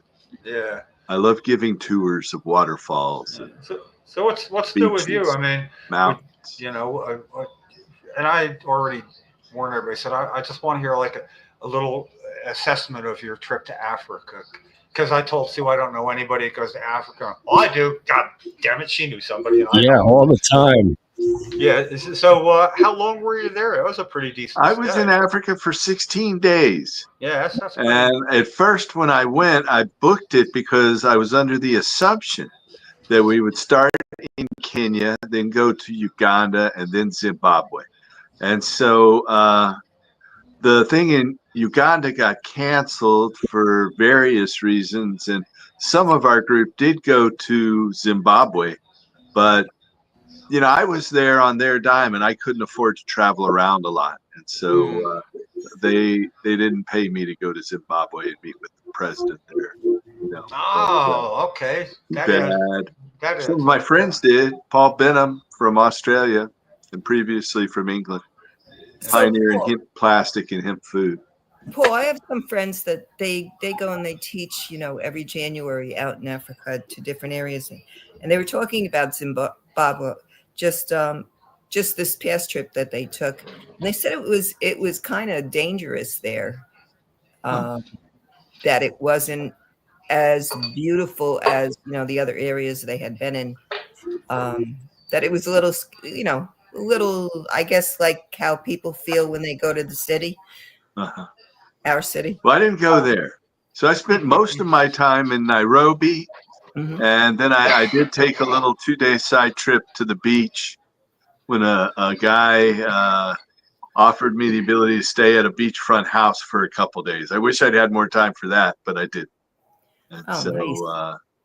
I got to spend a couple days, which is kind of cool. I'd never seen the Indian Ocean, so that was a first on that one. It's still called the Indian Ocean, isn't it? Okay. Yeah. No one's talking about changing the name of that one anyway. You can't be too sure. I don't know. Right. Trump hasn't reached out to try to claim that one yet. Yeah. Yet. Yeah. Well, I on the other side of the country, I heard some wise ass cracks from Canada thinking they might rename 3 of the Great Lakes. Because they're more ours than yours or whatever. Just to. Yeah. I'd say, well, that would be a kind of an equal turnaround. I guess Lake Ontario, watch out. It's going to become Lake Ohio or something, right? Well, they can. Yeah, but then, maybe Lake. Oh, I got to look at the map. Lake America. Which ones have the most percentage, highest percentage of the others to be in Canadian shoreline? I don't know how the shorelines work out, but they have a claim to one anyway, I say. Well, we've got Michigan. Yeah. There's no Canadian borders there. Lake Michigan. Yeah, they can't mess with that. Well, for now. It's pretty big. This is true, for now. Oh, yeah. Beautiful. Yeah, so it's like ocean big. It is. It's got ocean-like waves on it. Yep. Yeah, I've surfed around Michigan. It freezes over. It's probably melted now, but it freezes over most winters. Yeah. Wow. Anyway, so I had a good time. The whole thing going to Africa was through some people I'd met at previous hemp conferences in in Thailand and had been online friends with. And then they, in Thailand, the fellow who is the executive director of the National Industrial Hemp Council of America, Patrick Atagi, was there. So we both met him there. This lady, Angel Israel is her name, and Kiama Robert. Kiama and I have been friends online for some time. We met there in Thailand. Then they invited me to come to this event in Nairobi. And so they brought in the National Industrial Hemp Council, and they financed it with a grant from the United States Department of Agriculture. So wow. I actually now have 2 pardons from President Biden for simple possession of marijuana. But I have gone from, at one point, the federal government tried to imprison me for 10 years, and a jury wouldn't allow that to happen. Instead, I got a simple possession conviction. And now I've been pardoned by the president. But I've gone from the federal government trying to put me away in prison to paying for me to go to Africa and talk about hemp. So it's quite a strange little circle. But when was the avoidance of any prison time? When about was that? How long ago? Well, the trial was December of 1993. Oh, okay. Yeah, and I actually wrote a story about it that will give you more details than I could even recite here. If you want more information, just look up How Fija, F-I-J-A, How Fija Saved My Life. And I actually told your compadre or fellow New Jerseyan, Ed Fortune, about jury nullification. And it was, it was prior to him doing that there. Oh, yeah. Well, that's a long road, though, 93. And it goes back further than that. I'll be 65 in June, and just before my 18th birthday, I went to the White House smoke-in. And so that was my first cannabis. It's a very amazing timeline. That was organized by the Yippies. And so I actually linked up with the Yippies and Dana Beal and that crew there from Washington State, and became Washington State Normal Coordinator as designated by the National Organization for the Reform of Marijuana Laws Executive Director at the time, which was Kevin Zeese, the late, great Kevin Zeese. Yeah. But so I've been doing it since I was a teenager, really. Yeah, really. It's I got my first pound when I was 13. Well, they were only $110 then in Mexico, and I was in Dallas, Texas. So yeah, well, you're like the cannabis equivalent of a rock star, I mean, people should be picking your brain all the time. It's happening more and more. Yeah. So anyway, I went and I gave this presentation, and they put it at the fanciest hotel in Nairobi, the same place that Obama stays, where they search your dog for explosives. I mean, they search your vehicle for explosives every time you come in with their dogs and mirrors and stuff. But anyway, a lot of government people came to that. It was very successful. There were people there from several people from different companies in America, including the Hempwood Company of Kentucky and I&D Hemp of Montana. And at that conference, I have expertise not just in industrial hemp, but also in medical marijuana and legalization and cannabis cultivation. So at this conference, I was only supposed to talk about hemp fiber, hemp protein, and the history of hemp. So I do go into its history in China and Japan and India and Christianity. And anyway, I did that. But there were several things I couldn't talk about. And I told some people there, I couldn't talk about medical marijuana, and I couldn't talk about marijuana legalization and that. So they arranged a second presentation, since I was there for another week anyway, that took place at the campus of the Kenya National Museums. So the Kenya National Museums is a little complex that includes the University of Nairobi's Institute for Anthropology, Gender, and African Studies. And so I got to go there and give my full presentation. And we had like a little breakfast thing with these weird little donut-like things in the morning with coffee and tea, and then like a brunch afterward. It went on for about 4 hours. Everybody introduced themselves.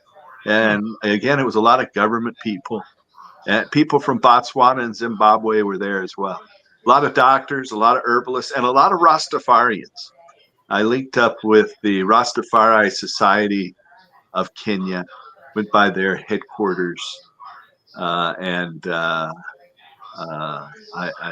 done one of my, I also do a low budget cable television show, which is available on the internet. So I've interviewed them for my cable TV show too, just like I have you, Jim, and you, Lefty. Amazing. Yeah. Well, when you're talking to a low budget cable, oh yeah, whatever. That's But how we got going. It was the only way we could communicate, really. Well, that's how I got started. I would not have all my clinics and everything without my cable. Well, it ups your communication skills just to communicate regularly, like through a podcast or a cable show or something. Yeah, I have done 1,190 episodes of Cannabis Common Sense since October of 1996. Wow. So we're going on. Yeah, I've seen 27 to 28 years. Yeah. Wow. I see how much longer I can go. I hope significantly longer. Wow. Don't wait for no one. They won't wait for me. You have great news on your show. You do the best news segments ever. Where do you get your news? Doing the news as much lately, but yeah, if you go back, I started doing it, back in '96, and back in '96, well, actually going back to 1988, I got my first computer. It was a Commodore 64 with a little dot matrix printer, and I hooked up to CompuServe. And through CompuServe, they had this thing called the Executive News Service. So I put in keywords for the Associated Press, Reuters, New York Times, and they pull out all the articles that said marijuana, hemp, cannabis. So I had all these articles. Wow. And I started, nobody else is seeing these articles. I was paying pretty penny actually to get them.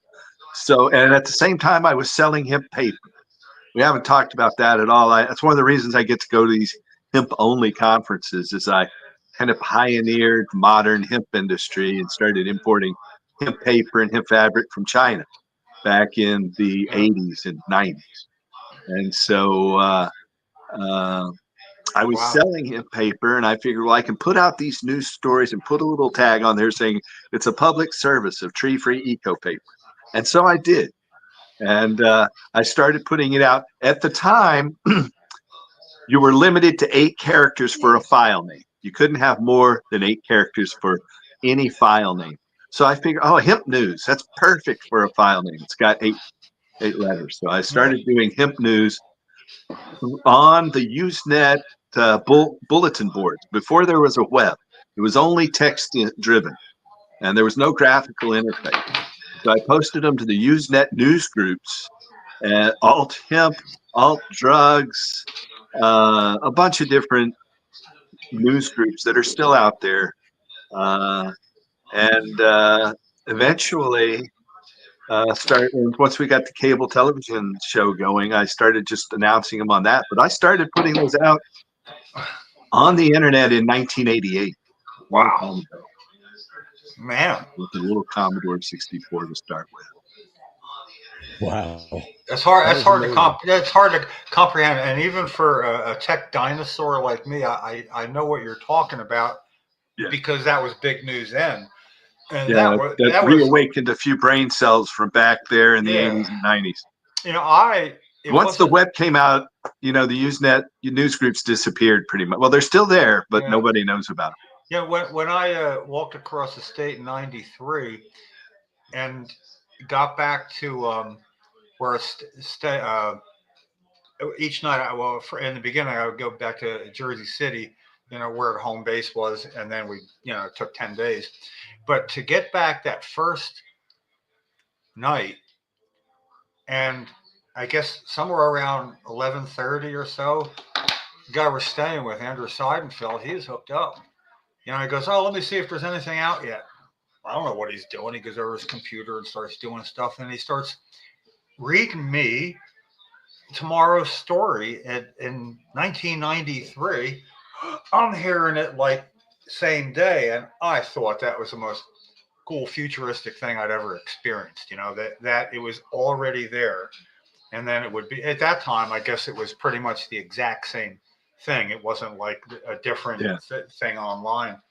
So that was 93, and you're talking about like an epic amount of time. 88. It was before there was a web. Yeah, no, the web really started 91, 92. That's why it sounds so impossibly old. Yeah. That's pretty cool. Yeah. Well, like I said, I had these articles and nobody saw. But now, and I keep doing it. I don't do the news nearly as much as I used to. There's so many websites out there that do it so much better. So I don't want to even try to compete. I just kind of go, what's the best topics I can pull out from this period of time? Well, some of it's is going on too. It's not just, we formed a coalition. I mean, that is like recent by these standards in 2000 and end of 2002. And, we'd have monthly meetings, and we'd be happy when we had one or two things to talk about at a meeting. I mean, in New Jersey, one or two at all different, and now it's like, you can't keep up with everything, and that's just on a New Jersey scale. You're talking about like a worldwide, national scale, and you can't keep up with the news. And like you said, there's a few sites that do. Marijuana. There's a couple of them. MarijuanaNews.net. There's a few of them that do a pretty good job of it. Yeah, I gotta start. Normal keeps a few good articles in their weekly news archive. I've always appreciated that as a source. What are some of the hot topics right now? What's the hottest topic? All the different legalization in general. I mean, one thing is Schedule 3. Are we going to get it? Probably not. The beer industry, the alcohol industry, the pharmaceutical industry, they're going to fight it. If it ever gets to the point where they're going to fight, they're prepared and have been working for some time to file a lawsuit to try to stop it. So, and our government's becoming more and more a corporatocracy, and so those corporations have a lot of money, and they don't. The beer and alcohol industry, they lose money when marijuana becomes legal. The petrochemical industry will eventually lose money when marijuana becomes legal, because we can drive our cars on it. And on hemp seed oil for diesel engines and ethanol for biomass. So they can't control that, and it's naturally decentralized, and those big corporations don't like that. I think what we're seeing right now is actually they're getting rid of the whole federal government so they can bring in AI to run everything, or almost everything. Yeah, it's getting a little spooky. That seems to be the gameplay here, is put our AI in charge of everything and get ready to force the people down with military and police force. Just is pretty ominous, really. Yeah, we have our own Trump Terminator is movie, taking right? control of everything and putting his minions in there and pulling out all the controls and the inspectors. Oh yeah, and right out in the open, and it's so much to keep up with. But it's kind of like our only hope is that somehow the people revolt, especially in the next general election in 2 years. But by 2 years, God knows where we'll be. Yeah, that is, to me, I have this conversation on probably every. Well, Virginia's about to vote, so hopefully they'll vote down all those Republicans. And I mean, Virginia's losing more employees than any other state.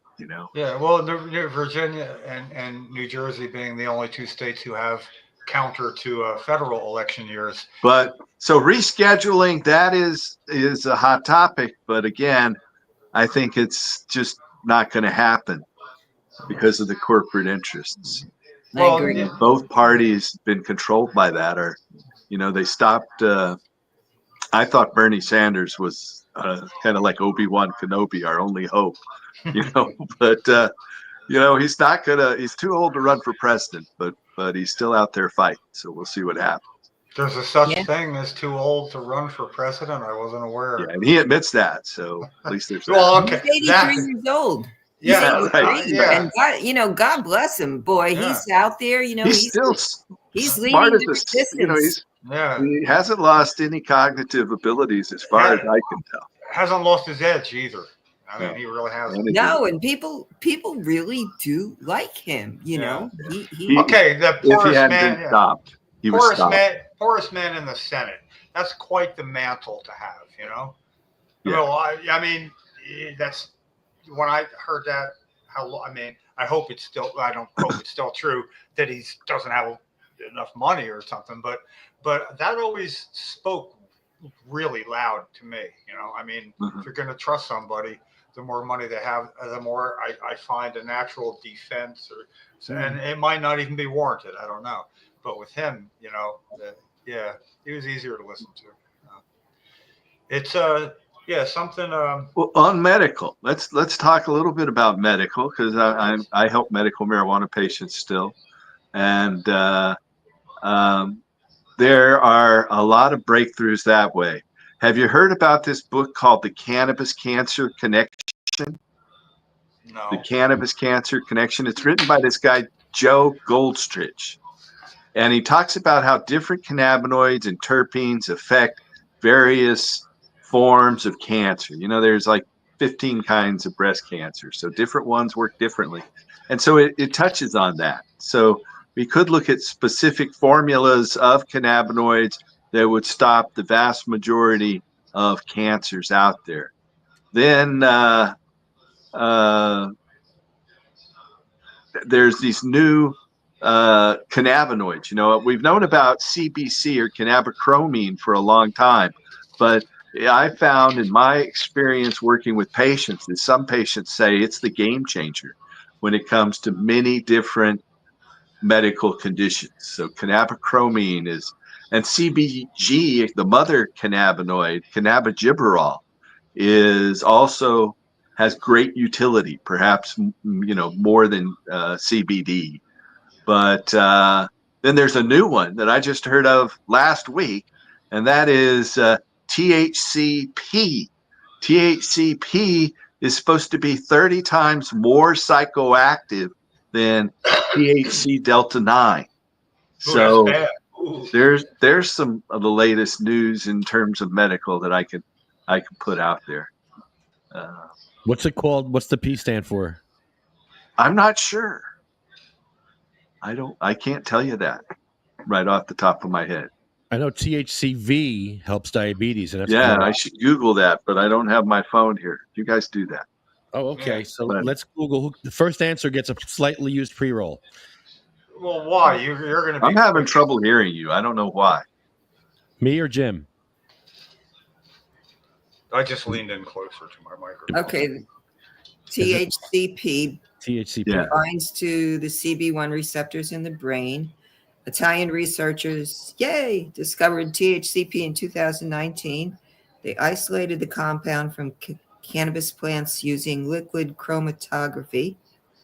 And the effects can cause almost psychedelic effects, but does not cause hallucinations. It may have a more pronounced impact on the cannabis strain psychoactivity than THC. Too much THCP may potentially result in negative effects. Okay, like anything else. Well, it's a new one. That's why and it's supposed to be so psychoactive. I mean, I don't know anybody who's ever grown it, but it's an analog of THC. It has a longer. Is it Delta 8? Chain with 7 carbon atoms compared to Delta 9. I just lost it's a Delta 8, Paul, right? THC, which has 5. Is it a Delta 8? I believe it's Delta 8 here. And I think it's parahexyl or parotetanine. Para with a P? PERROTTETINENE. Parotetanine. Well, that's a P. You're And there's looking for also a P. parahexyl, PARAHEXYL. Wow. It also says delta 8 THC. So I'm. What do you think, Paul? How many more, if you had to give an incredibly vague ballpark estimate of how many other variations are there? I mean, how much more is there? It's when you were talking about, oh yeah, and I just found out last week. It's like when we were young men, Jim, I think there were like 3 cannabinoids. CBN, THC, and maybe I don't think it was CBD. But then there were 50, and then there were 100. Now there's like 180. And who knows where it's going to end? I know. I can't say. It's like, and they all have to do with interactions with this neurological system that, when we were young men, they didn't even know existed. Exactly. When first time I heard about the endocannabinoid system, I realized that was the validation that was necessary for me to know at least enough about it, that it wasn't hard for a real long time to be the smartest guy in the room on that subject, because there just wasn't a lot of. So I made it my business to have the bullet points, and could be backed up. And all of a sudden, saying the same things I've always said became listenable to so many people now. It really validated everything and made it like, no, there is a real science to this that we just scratched the surface of. Not like there's nothing to it. There's everything to it. It says here, higher levels of THCP may also produce sedative effects similar to high doses of THC and are potentially capable of soothing insomnia or relieving intractable pain. Wow. Yeah. Right? It says Nice. Supports better sleep, promote pain relief. That could be huge. It's huge. So it's connected to Delta 11. Whoa. Mine says Delta 8, but yeah, it's still different deltas, I guess. Yeah. Man, this is where I need an interpreter for certain things. No, right? Oh, I'm glad you're here. If I have a question, I don't know who else I would ask other than you, but the fact that when I'm hearing Paul Stanford say, I just found this out last week. You see, we have, and without getting national about it, I've noticed it was well put that we have a president that when he finds out about something, he assumes almost nobody knows and must, otherwise he would know. So it's like, there's something very few people know about. The world isn't flat or whatever. He just found out. But yeah, he's shameful. I don't see how anybody voted for him myself. The only reason I'm bringing him up in comparison to you is you are the direct polar opposite of that. Yeah. It's sort of like if you just found out about something, it is because it really nobody knew about it. I mean, I don't know who's going to find out quicker than you. You'd be my go-to guy. Well, here it goes. Everybody watching this now knows, and really education is our most valuable tool. And that's where putting the information out on the internet and putting it out in video and cable access and how do you find in it public is forums makes a difference. When you put it out too, you have more than one audience. You have an audience who's going to understand what you're saying because they already at least know something about it. But having that to back me up for anything, I have to translate it. I don't want to say dumb it down. It's not dumb it down if you've never heard it before, And I have a hard time finding bullet points that people can understand. That's why the endocannabinoid system was so easy. There was references, receptors, and people are picturing a cup filling up or some shit like that. I don't know what. But do you find it difficult to find the tenor in an explanation that will reach a maximum audience if everybody happened to see it? If you follow me, you know what I mean? Like I don't know. I mean, I just try to do that in general. No, you do good with me like that. I mean, yeah. But I don't have a strategy or anything that I'm just trying to think of how I could explain it. Yeah, it's usually metaphors. I I guess have a as layman's knowledge of analogy. science. Yeah, well, that would be like, whatever is a credible way to say. Well, that would be like, and all the phrases that there are kind of apply. It's sort of like I'm blown away by the amount of what there is that's being found out now. That so quickly after something else is revealed, that adds to somebody else's and it jumps, and it's not all, it's happening all over, so it's like fascinating at a time when that information can be disseminated more rapidly than ever before. And what you're saying about AI, I would think that's only going to advance that, as well as advance stuff I'm not too sure about. You should be advancing. AI is a double-edged sword as there is, The meek shall inherit the earth.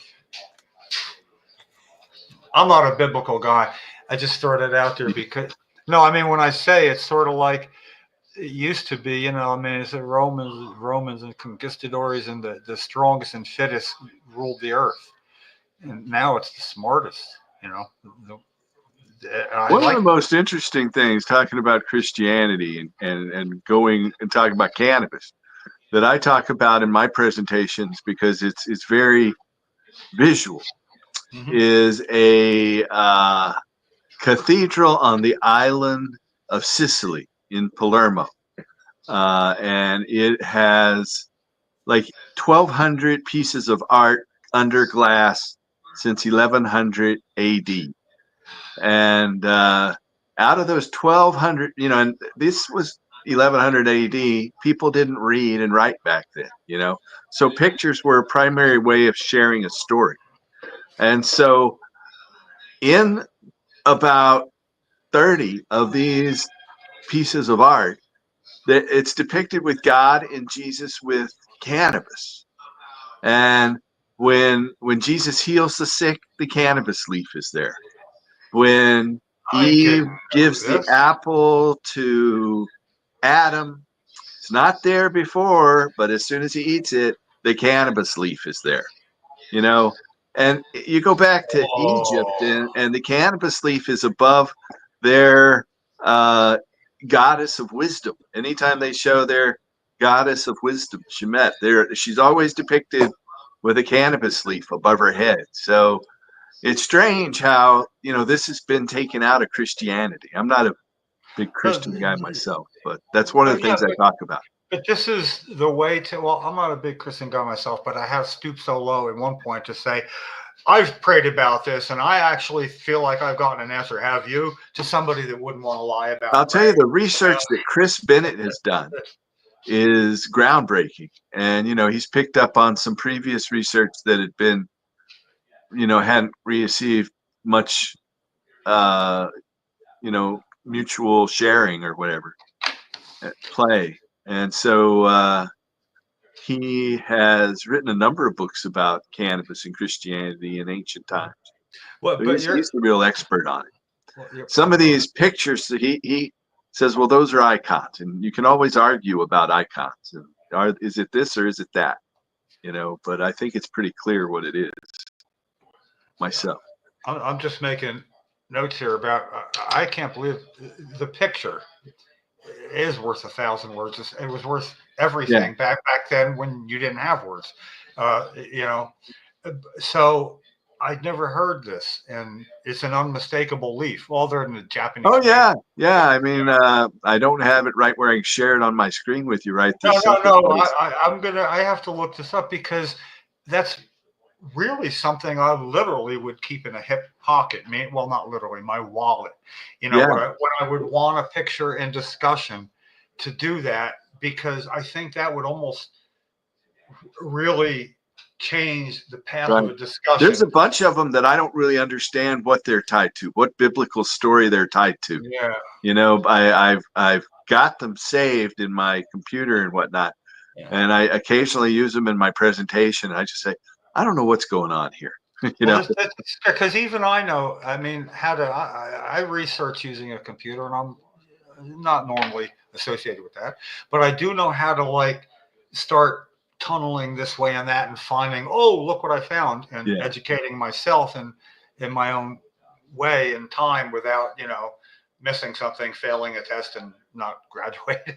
I've been really more than I would ever thought adept at finding things out. And this I will be able to find. I mean, I don't have the really refined methodology, but this is like being as all my really original work was microfilm, to find things out.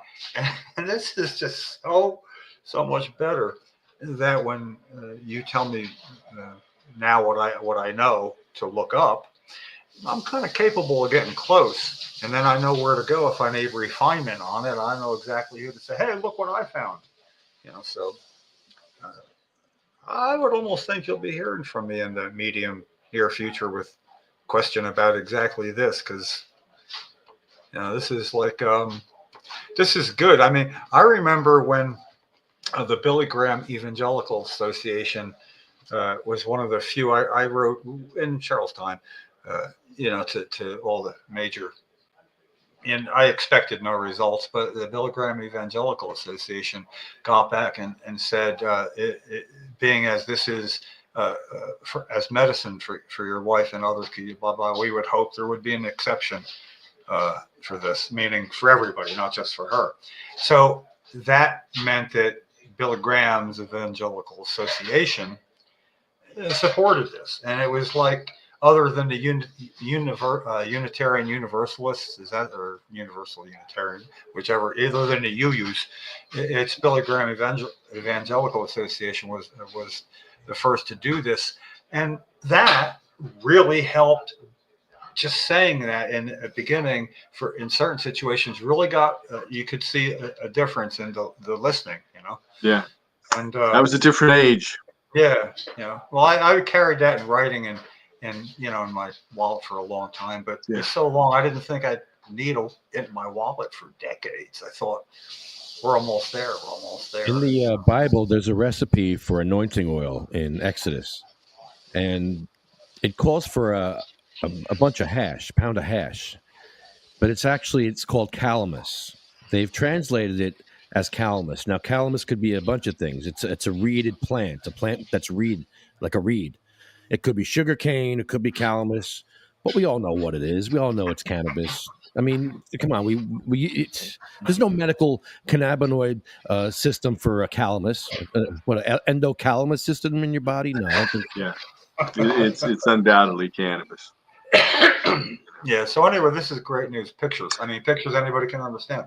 And they found, these hot box rooms in this Jewish temple they just publicized about 4 or 5 years ago, where they've got hashish burning on their altar there, in this little hot box kind of situation. That was apparently one of the preferred means of consumption over the years, was to get into kind of a sauna tent with some hot stones and throw the cannabis on there and inhale the vapor, and commune with God and your neighbors. I've read that too. And there's actually, I think there's a temple in, I could be lying about where, but I think it's in Tel Aviv, where they found there's 3 different altars, and they found remnants of frankincense, and then they found remnants of THC and I think CBN. I'd have to check that, but and that's what they found on those 3 altars.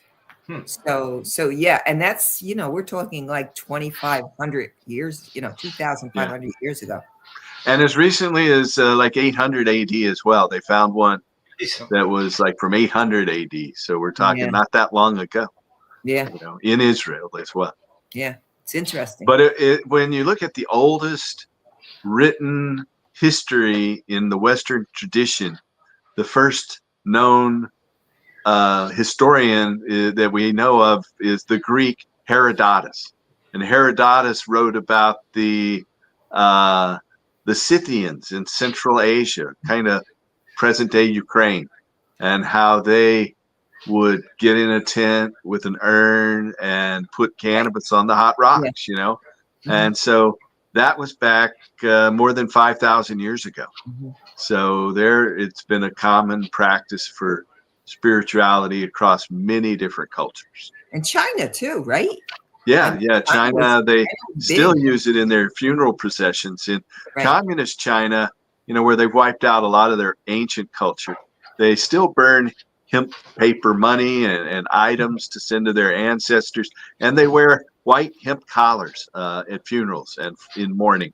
If you go to traditional Chinese areas in Taiwan or Singapore, they have this thing called the wufu, where they would wear hemp hats, hemp clothes, carry hemp stuff. And I have pictures of that as well that I show in several different areas. They do it in the Chinese communities, do it in Indonesia, and they still practice this mourning using hemp. And in fact, in 2019, the Emperor of Japan abdicated for his son to take the throne. And so that started a process where this one family has been cultivating hemp for the Japanese emperor since, again, about 800 AD, almost 1,300 years. And they harvested their hemp crop in a holy manner. It was actually on television in Japan, and they processed it into rough hemp fiber, and then they transported it and made it into thread. Again, this is covered on the media in Japan. And eventually they made it into cloth. And then the emperor would wear it during the rice ceremony. And that's like one of the key things in Shinto and in the Japanese emperor's coronation ceremony. So then those clothes have to be burned. But if you go to any Shinto temple, and Shinto is the main kind of Zen Buddhist religion of Japan, the two sacred plants are rice and hemp. And all the Japanese temples are decorated with hemp at their entrances and at their altars. And it's all, the United States made hemp illegal in 1945 in Japan, and it has been since then. But a few farmers and one company are allowed to cultivate it and process it for the Shinto religion, Shinto temples. Outside of that one family that supplies the Japanese imperial court's needs of hemp for their Shinto rituals. Wow. But yeah, it's interesting how it's tied into all these different cultures. And of course, in India, we have a bunch of different gods associated with cannabis, Shiva, Ganesh, and each have their own unique story around it. We should have religious use in New Jersey here. Well, they do. There's Rastafarians there, and people have their own. Here's the latest Trump research. We are everywhere, We're everywhere. It was Timothy Leary in this album he put out with Jimi Hendrix called "You Can Be Anything This Time Around." But Timothy Leary said in that, and in a bunch of his different talks, that there are more marijuana smokers than there are Jews and Christians combined. We're the largest group in the world if we look at it that way. Relativity is everything. That puts it well. Yeah. Also disabled people. Folks, is any other questions or anything here? Yeah, about 1 million probably if I started re-looking at my notes. You just opened up Pandora's box, bro. This is crazy. For real. For me, it's a whole new. I call it put it in my hip pocket. Knowing more about this is going to come in handy for Paul dropping THCP bombs. Yeah. I can relate just about anything to get medical cannabis patients rights to grow some of their own medicine in New Jersey. There's no conversation I can't work directly back to that, especially this. So- I mean, it's just one more. In New Jersey, do you have home grow yet? I know the last time we talked, you didn't have home grow. Are patients able to grow their own? No. We That's don't have disgusting. any kind of home grow, but the 5 problem years in jail. the problem is kind of that it's getting muddied together with adult home grow. So an adult can't grow one cannabis plant, even though you can go buy it in the store. Patients can't grow one, even though it could save their lives. Yeah. And no adults can't grow one to have. But it's the only time I call it recreational cannabis, because I see, the thing is, we had recreational and legalization to go through, and it's going to be close. So it was tied to the greatest bunch of reforms in our medical cannabis law all at once. This big omnibus looking thing that just included so many good things in it, got tied to legalization to help get that through. But no, we couldn't get 21 out of 40 votes. It got up to 90. It was like, whack-a-mole. So what happened is they had to then send it to a referendum. We don't have initiative. That has to be sent there. Because we don't have the initiative process for referendum. And when that happened, these provisions that were in what was called Jake's Law, when it was a standalone, named after a young man, I guess he's 3 years old, somebody suffered that kind of loss that cannabis was good for. And governor realized this is the hook and the cover that he needed to really go big on it, but it couldn't be separated from adult concerns. So patients lost a full year of time on those improvements, which are now really good to have, because of being hooked together. I considered it a warning. So when we have two separate bills and one with them combined, all the co-sponsors, the interest is in medical. Well, maybe for medical, but I'm just not there. Never mind getting money into the treasury, just actual people's ingrained opinions. And I have a hard time running that by people. It's like, no, man, why can't we get ours too? You see, yeah, because it already put things back. It was a good little example. And that's kind of what's going on. And in effect, Paul, you'd understand this probably, that when we in New Jersey, we're famous for, we get a slice of the pie. And what's my slice of the pie? It's this whole Jersey attitude. And when it comes to our state government, they always going to get a slice of the pie. Now, Nick Scutari, Senate president, wasn't Senate president when he helped patients get everything and helped them get home grown. It got yanked out of his bill in 2009 because he was for it. Now he's a Senate president getting money into the treasury with grander plans than this. And he's kind of stabbed patients in the back by being the one keeping the patients only bill from being heard for 3 years now. So that's where we are. But I understand what he's doing. If he doesn't do that, he will not let a bill be posted for adult home grow right now. And he keeps saying, because the industry needs to get off the ground, we need to get away. He's saying, and that's his leg to stand on. That's like something that's not just made up. And then, of course, he can abort it however he wants and extrapolate however he wants. But with patients, there became law in 2010. We had dispensaries, and in 2012, it's well off the ground. He's got no reason to hold that there except this. Yeah, he ain't going to let the bill be heard in the Senate.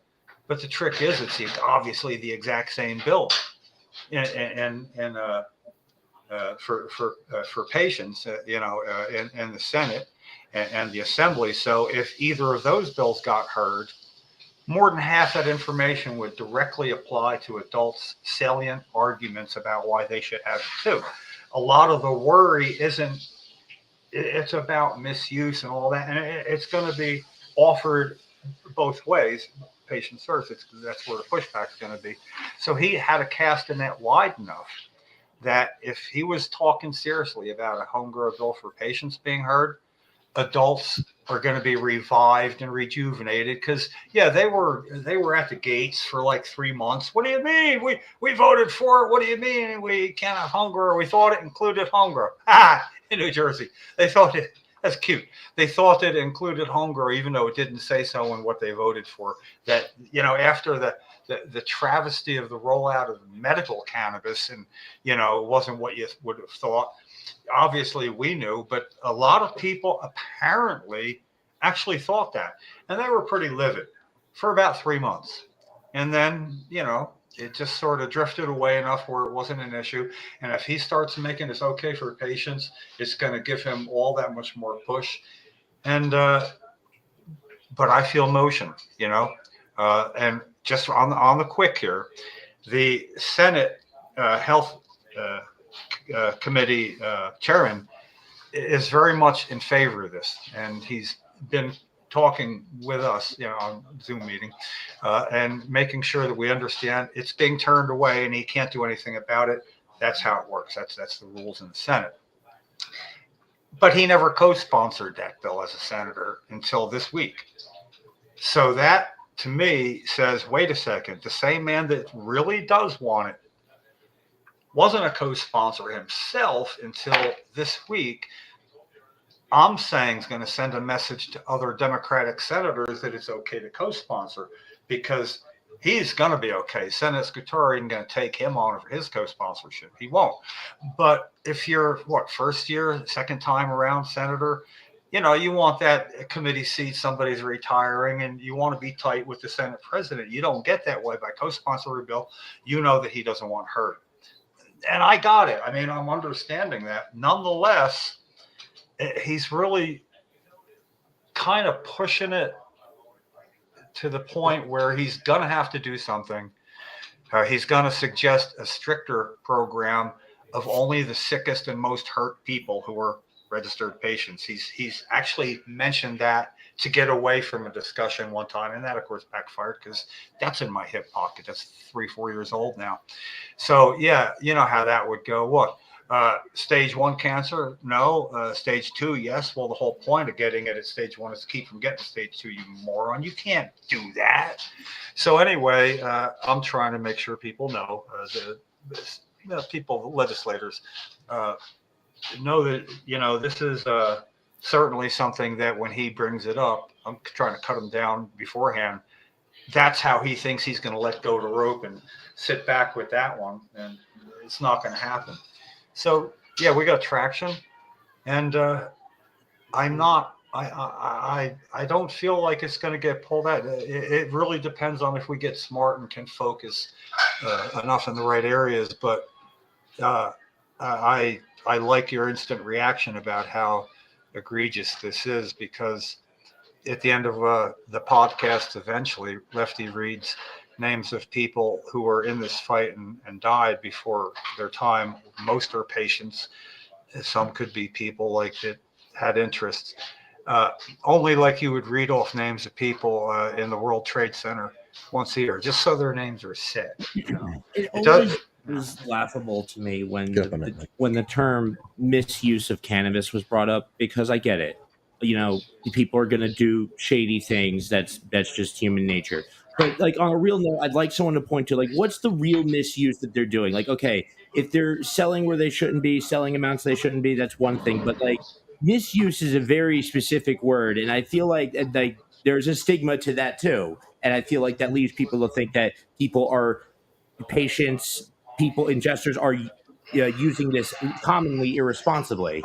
So that always bothered me. I don't think they're educated enough in a lot of the objections they're making, but that's obvious. This is untimely for me. I have not a 6:30 deadline, but I try to keep my domestic capital at its highest point as possible, and it's kind of getting near time. So yeah, why don't you stay with us and we'll finish the show with Paul. Yeah. We'll go through the list. I want to thank Matt Hatter for having us here at this great dispensary. We have some really wonderful products here. So come on down to Matt Hatter, 845 Route 1, Avenel. Best opening menu I've seen so far in New Jersey. And many people are happy about the adult products. I'm telling you, I get a lot of people. Hey, you guys seriously, like, I've watched like dispensaries come and open up, and you guys easily, like, just looking at the vape cartridges, you have such a wide net right off the start. And I don't know if that's just you guys being aggressive with who you get in contact with, or people, you guys just, whatever it is, great job. Really phenomenal, honestly. So Paul understands this. Lefty hasn't gone outside. See, they're doing this from a dispensary where they're not allowed to smoke. There's an irony in that. You can't smoke weed. Because for all the years before that, it was just staying in that. And now I timed him 30 minutes. They go outside and continue, but he doesn't have his controls then, No, I have controls. But he's been sitting in here listening to everything you have to say rather than go out and have a smoke. So it's like a command performance, and watching the results that I've never seen him stay in the studio there this long. So you hold the record for keeping him in the studio. That's right, Paul. Man. Thank you, Mad Hatter, CMMNJ, UFCW, Arlo Glass, OpenMachine.com, and SativaCross.org. You can donate tax deductible at SativaCross.org. Our list begins with Cheryl, Jim's late wife, and we all know why Cheryl's on this list. She was the first patient in New Jersey that helped to get medical cannabis here in New Jersey. Nobody knew about MS for cannabis for MS until people met Cheryl, and all of a sudden they were woke. They woke up real quick, like, whoa, this helps Cheryl.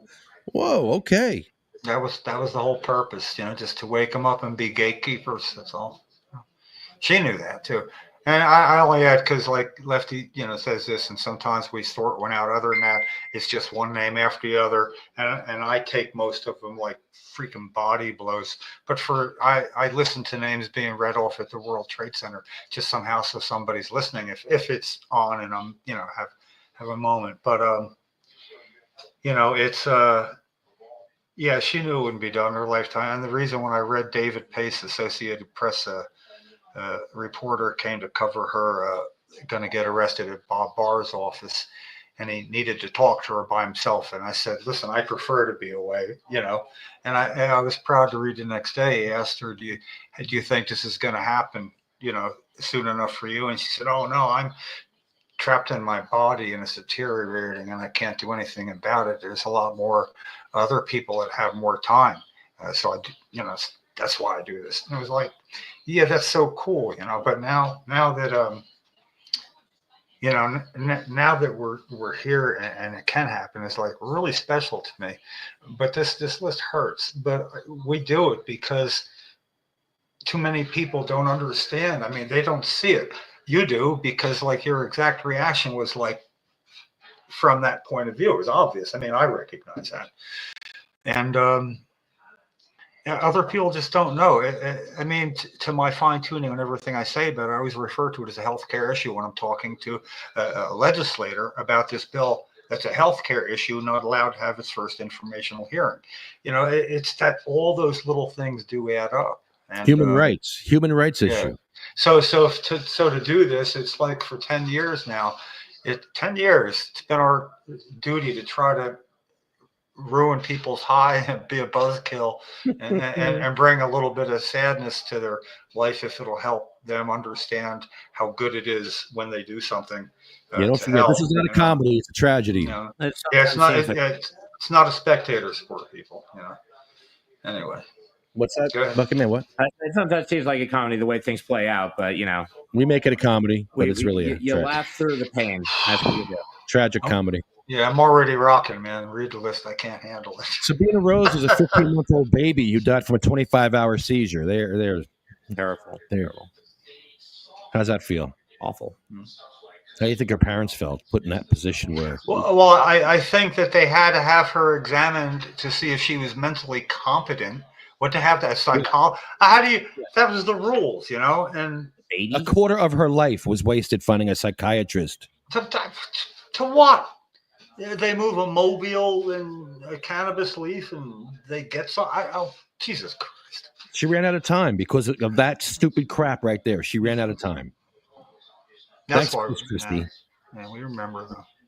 Yeah, we blame Chris Christie for that one because the parents were in a horrible position. You either give your kid cannabis illegally and they take your kid and put him in foster care and they kill him, or You let your kid, you wait and wait and wait and wait. It's terrible. Heartless. Hit us, man. Go ahead. I'm propped up. I'm ready. Diane Ripatella, she was at the State House. Gracie, Cindy May, these are children. Marie from Pennsylvania, cancer. Jack, Joan Ford wrote a book about epilepsy, and back in the 40s, when Joan would have a seizure, the nuns would throw holy water on her, thinking she was possessed by Satan, and then the nuns would tell everyone to stay away from Joan because she's possessed by the devil. That's fact. Now that one's sinking. Randy Robertson, they gave him the Whipple procedure before he got cannabis oil. And the Whipple procedure is when they take out your organs. You just remove stuff. Well, they take them out to fix them. They don't throw them away. No, they don't put them back. That's not. What do they do? So explain the Whipple procedure, please, because Okay. I'm disgusted by this. It's for pancreatic cancer.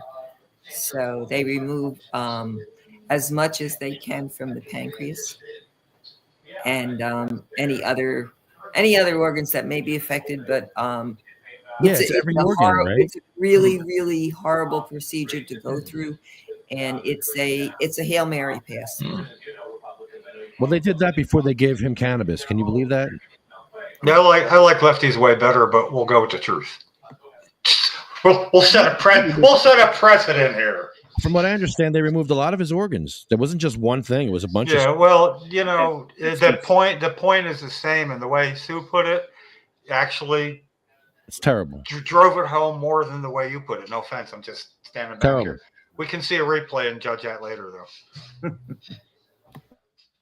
Bill Buckman, Polly Connolly, Chad, Jeremy, that's Joanne's husband, Colette, Matt, Troy, Russ, Roger Barber, who fought to have his kid to use cannabis in school. She had seizures, and she couldn't use cannabis in her school. And they made her go across the street 1,000 feet away to use their cannabis and come back to school, and it was ridiculous. And Roger fought for that. Yeah, and no offense, just to make it quick, Roger, being the lawyer that he was, and I found his card. I was looking through my wallet looking for a card of anyway, and they got Roger Barber's card right there. I don't know if you can see it. Why do I have a hard time getting? Yeah, it's anyway, too close. It's too close. Back it up. There you go. Yeah, but see, it's that kind of old. And then Bill Buckman, and just seeing them today already, smack me, and I forgot I'm getting another. So I mean, this is like hours ago. So yeah, Roger Barber's the reason that New Jersey. Yeah. You're right. Yeah. Jay Oleto, Ella Bagelman, Hattie Koshel. That was my grandma. I used to bring her full vape bags from a volcano to test her breathing until she figured it out. She realized I was getting her high, and she started asking for it after that. She's like, "Hey, this is some pretty good air my grandson brings me. I want some more of this." And she started asking me for that sweet air that I'd bring her, and it made her happy. How old was she? How old was she, Lefty? 95. Yeah, he had her on the podcast one time. Oh, she was the sweetest thing ever. I never met her, but I loved her from that moment. The way you two related, and that was probably during these times. I would guess. Oh yeah, I was taking care of her. That's nice. Jackie Rickert, Anthony, Jake, Armando, Felicia, Lynn, Dan, Sean, Joyce, Lori, Frank, Brian Kuprian. That's your buddy. We had to add him to the list, and he did a lot of stuff with you, I believe. Flo, Carl, Thorne Peters. Thorne Peters used to say no mens rea. He didn't believe in any of these laws. He believed that no mens rea. There's no guilty mind. There's nobody. There's no victim. No mens rea means you have to have a guilty mind. And it doesn't mean that. It means, like, put it this way. When Rosa Parks sat in the front of the bus, was she wrong or was the government wrong? Government. The government was wrong, but she was breaking the law. Why is there a law that black people have to sit in front. There was a law that black people couldn't marry white people. They needed a law to change that to allow black people to marry white people. Why do we need a law for that? That's a God-given right to marry anyone you want, but we needed a law. So there's no mens rea. All these cannabis laws are bullshit. I believe you, Thorne. I believe they killed him in jail. They actually killed him in jail. A quick segue, really, when Cheryl thought, why don't we go to Washington and break the law after we didn't get arrested for her doing her illegal test from her hospital bed in New Jersey? Why don't we go to Washington and break the law? And the reason she said it is we watched a movie that included quite a bit about Rosa not giving up her seat. And that kind of was a prelude to the request to go. So that was a carry on of that in the end, Cheryl was invited to go to Michigan for something that Rosa Parks and her foundation were putting on about women in advocacy or something like that. So, I informed them about Cheryl, and we got invited real quick and couldn't make it. But then, she sent a signed copy of her latest memoir. And so anyway, no mens rea. I didn't know that was it, or I would have sounded even smarter then. And here's Thorne Peters. I am the law. No mens rea. I am the law. He used to say that all the time. I am the law. The entity is not the law. I am the law. I have constitutional rights, not the entity. But in New Jersey, the entity has constitutional rights to grow cannabis. Listen, I'll only do it one more time, so I'm not laughing alone out here. But when we got Cheryl to break the law the first time to go to Washington, and had to carry her up into a motel room where everybody was waiting, people we hadn't met and anything. It was a long trip. We finally got parked, and I got out and said, "There's the new sheriff in town, and her name's Cheryl." Just to get her going. And now I'm hearing this. It's exactly the same thing. It's good. It's making me smile at the end of this. You're not supposed to smile, Jim. I know. I can't help it, though. All right, it just ties together. Go ahead. All right, here I'm going to hit you in the gut. Here's a gut punch. All right, Frank, Lorraine, Terry Harris. Remember Terry Harris? Yeah. He had diabetes, and his diabetes levels were like 600. And he didn't have, unfortunately, the insurance or the money to take care of his diabetes.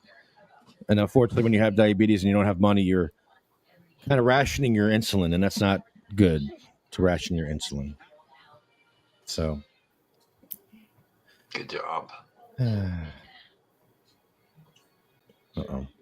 The power tools. Yeah, I see power tools. I'm looking out. I'm uncomfortable. Oh boy. You're right at the end too. Frank, attached to. We're at the finish line here. Come on, Lorraine, finish line. Charlotte, Cher, Jaybird, Michael, Marley, Colette, Brendan, Red, Rico, Lou, Becky, Lawanda, Chip, Paul, Lisa, Marcus, Gary Sage, Julia, and Jeff Oakes, the mighty Jeff Oakes. Yeah, wow. The last three, man. That's a triple header there. Well, thanks for that. Yeah, it's just like somehow keeps it more real just to hear the names mentioned. I don't know why that comforts me though.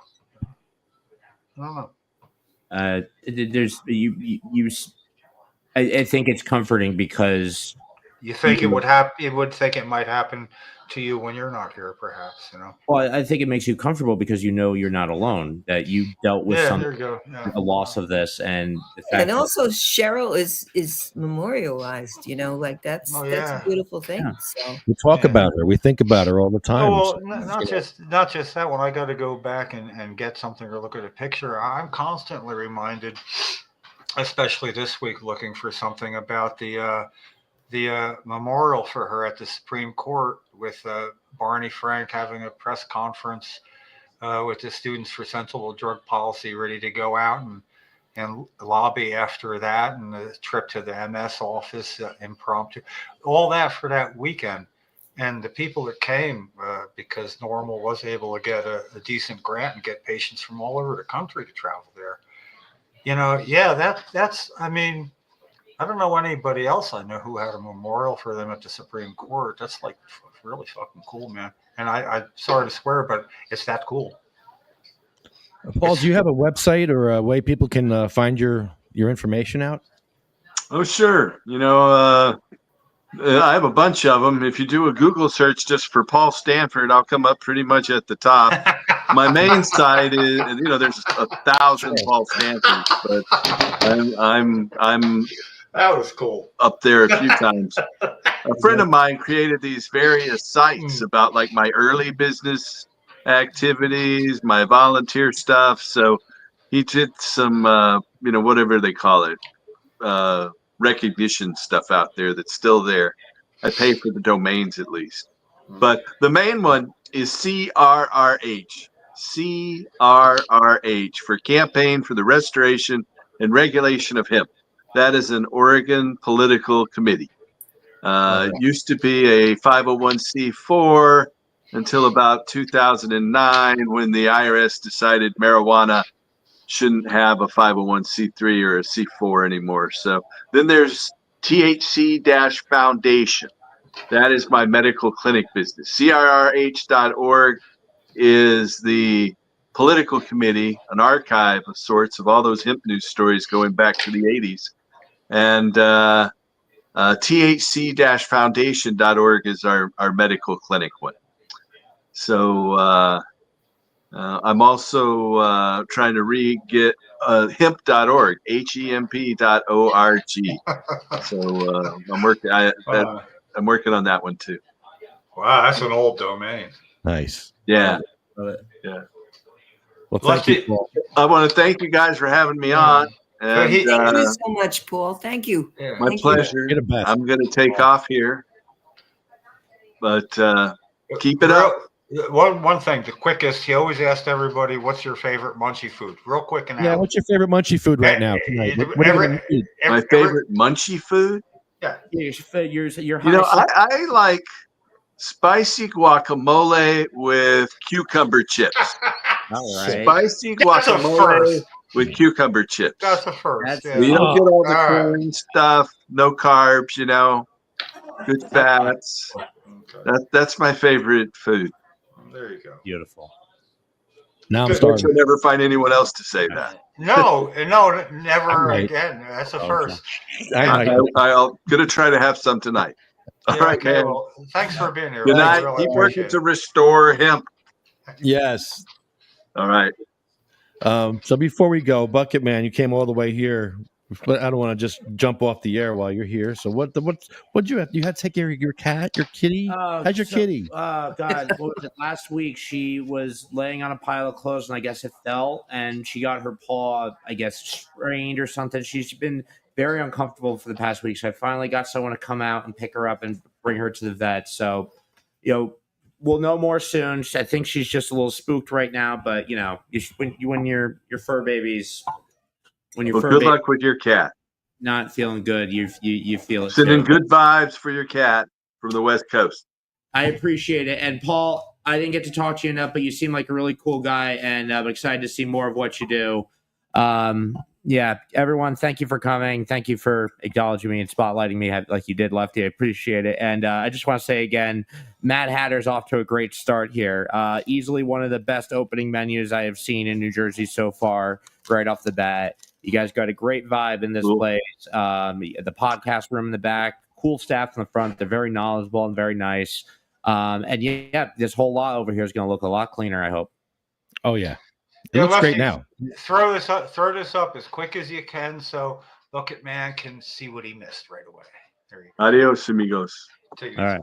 Adios. Amigos. Yes, me too. Did I say that right? Adios? Yeah. No. Okay. Adios. I always mess this up, but I'm out of here. See ya. Okay, my turn. Bye-bye. Oh, Sue's Love leaving you us. guys. Hi, Sue. Love you too. Well, it's just us three. Okay. Want to get high? Want to get stoned? Want to get high? I do. So we're going to go get high. You got any weed? I have my cart. I have like 5 carts on me. Really? Oh, shit. Wow, you look like the guy. You know, where's your trench coat? Like, you know, No, get out of here, Jim. You're not even a real pervert. Pervert. You want to hear pervert? Oh no. No, never mind. Ooh. We won't go there. Ooh. Ooh. Is that the noise you're going to play? No. Oh. No. Well. Is this it? I'm Dick Black. You're doing a porno movie, right? Right. Then I'm the man for you. Well, I'm glad to meet you, Mr. Black, but I'm afraid you're not exactly the type we're looking for.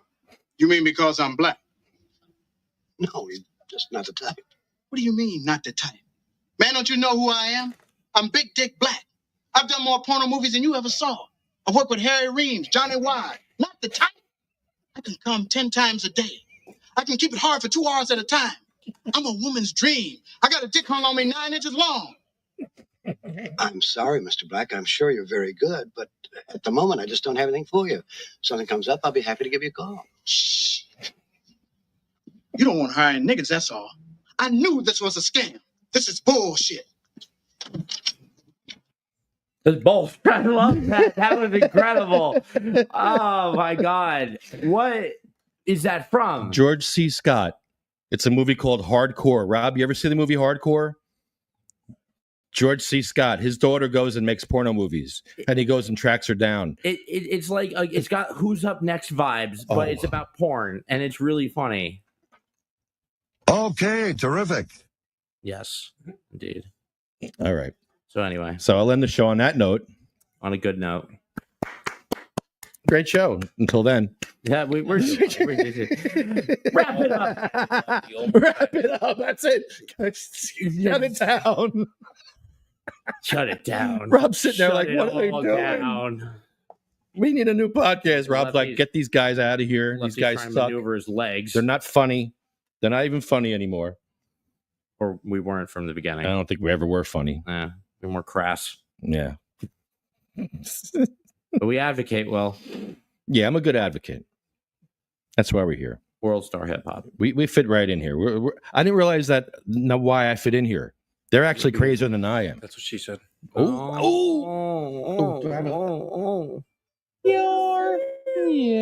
That was not. That was a. No. No, that was. Maybe that one. Like how about this one? There you go. Brother, Play this out. what's that? What's that, brother? I think you guys should have like a smooth jazz spoken word version of your opener as your outro. Smooth jazz? Like, who you want to...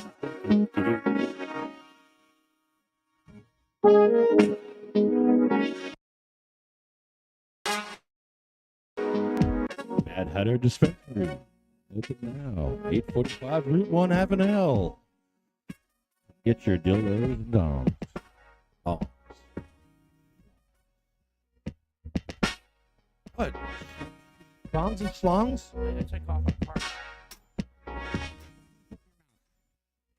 Bongs and schlongs. Mad Hatter Dispensary. Oh. Mad Hatter Dispensary. And schlongs. Mad Hatter Dispensary. Hey, this could be a thing. No. No? All right, never mind. All right, we're going to cut it. Cut it, shut it down. We should have shut it down 5 minutes ago. Good night, everybody. See ya. We're going to go get stoned. Yeah.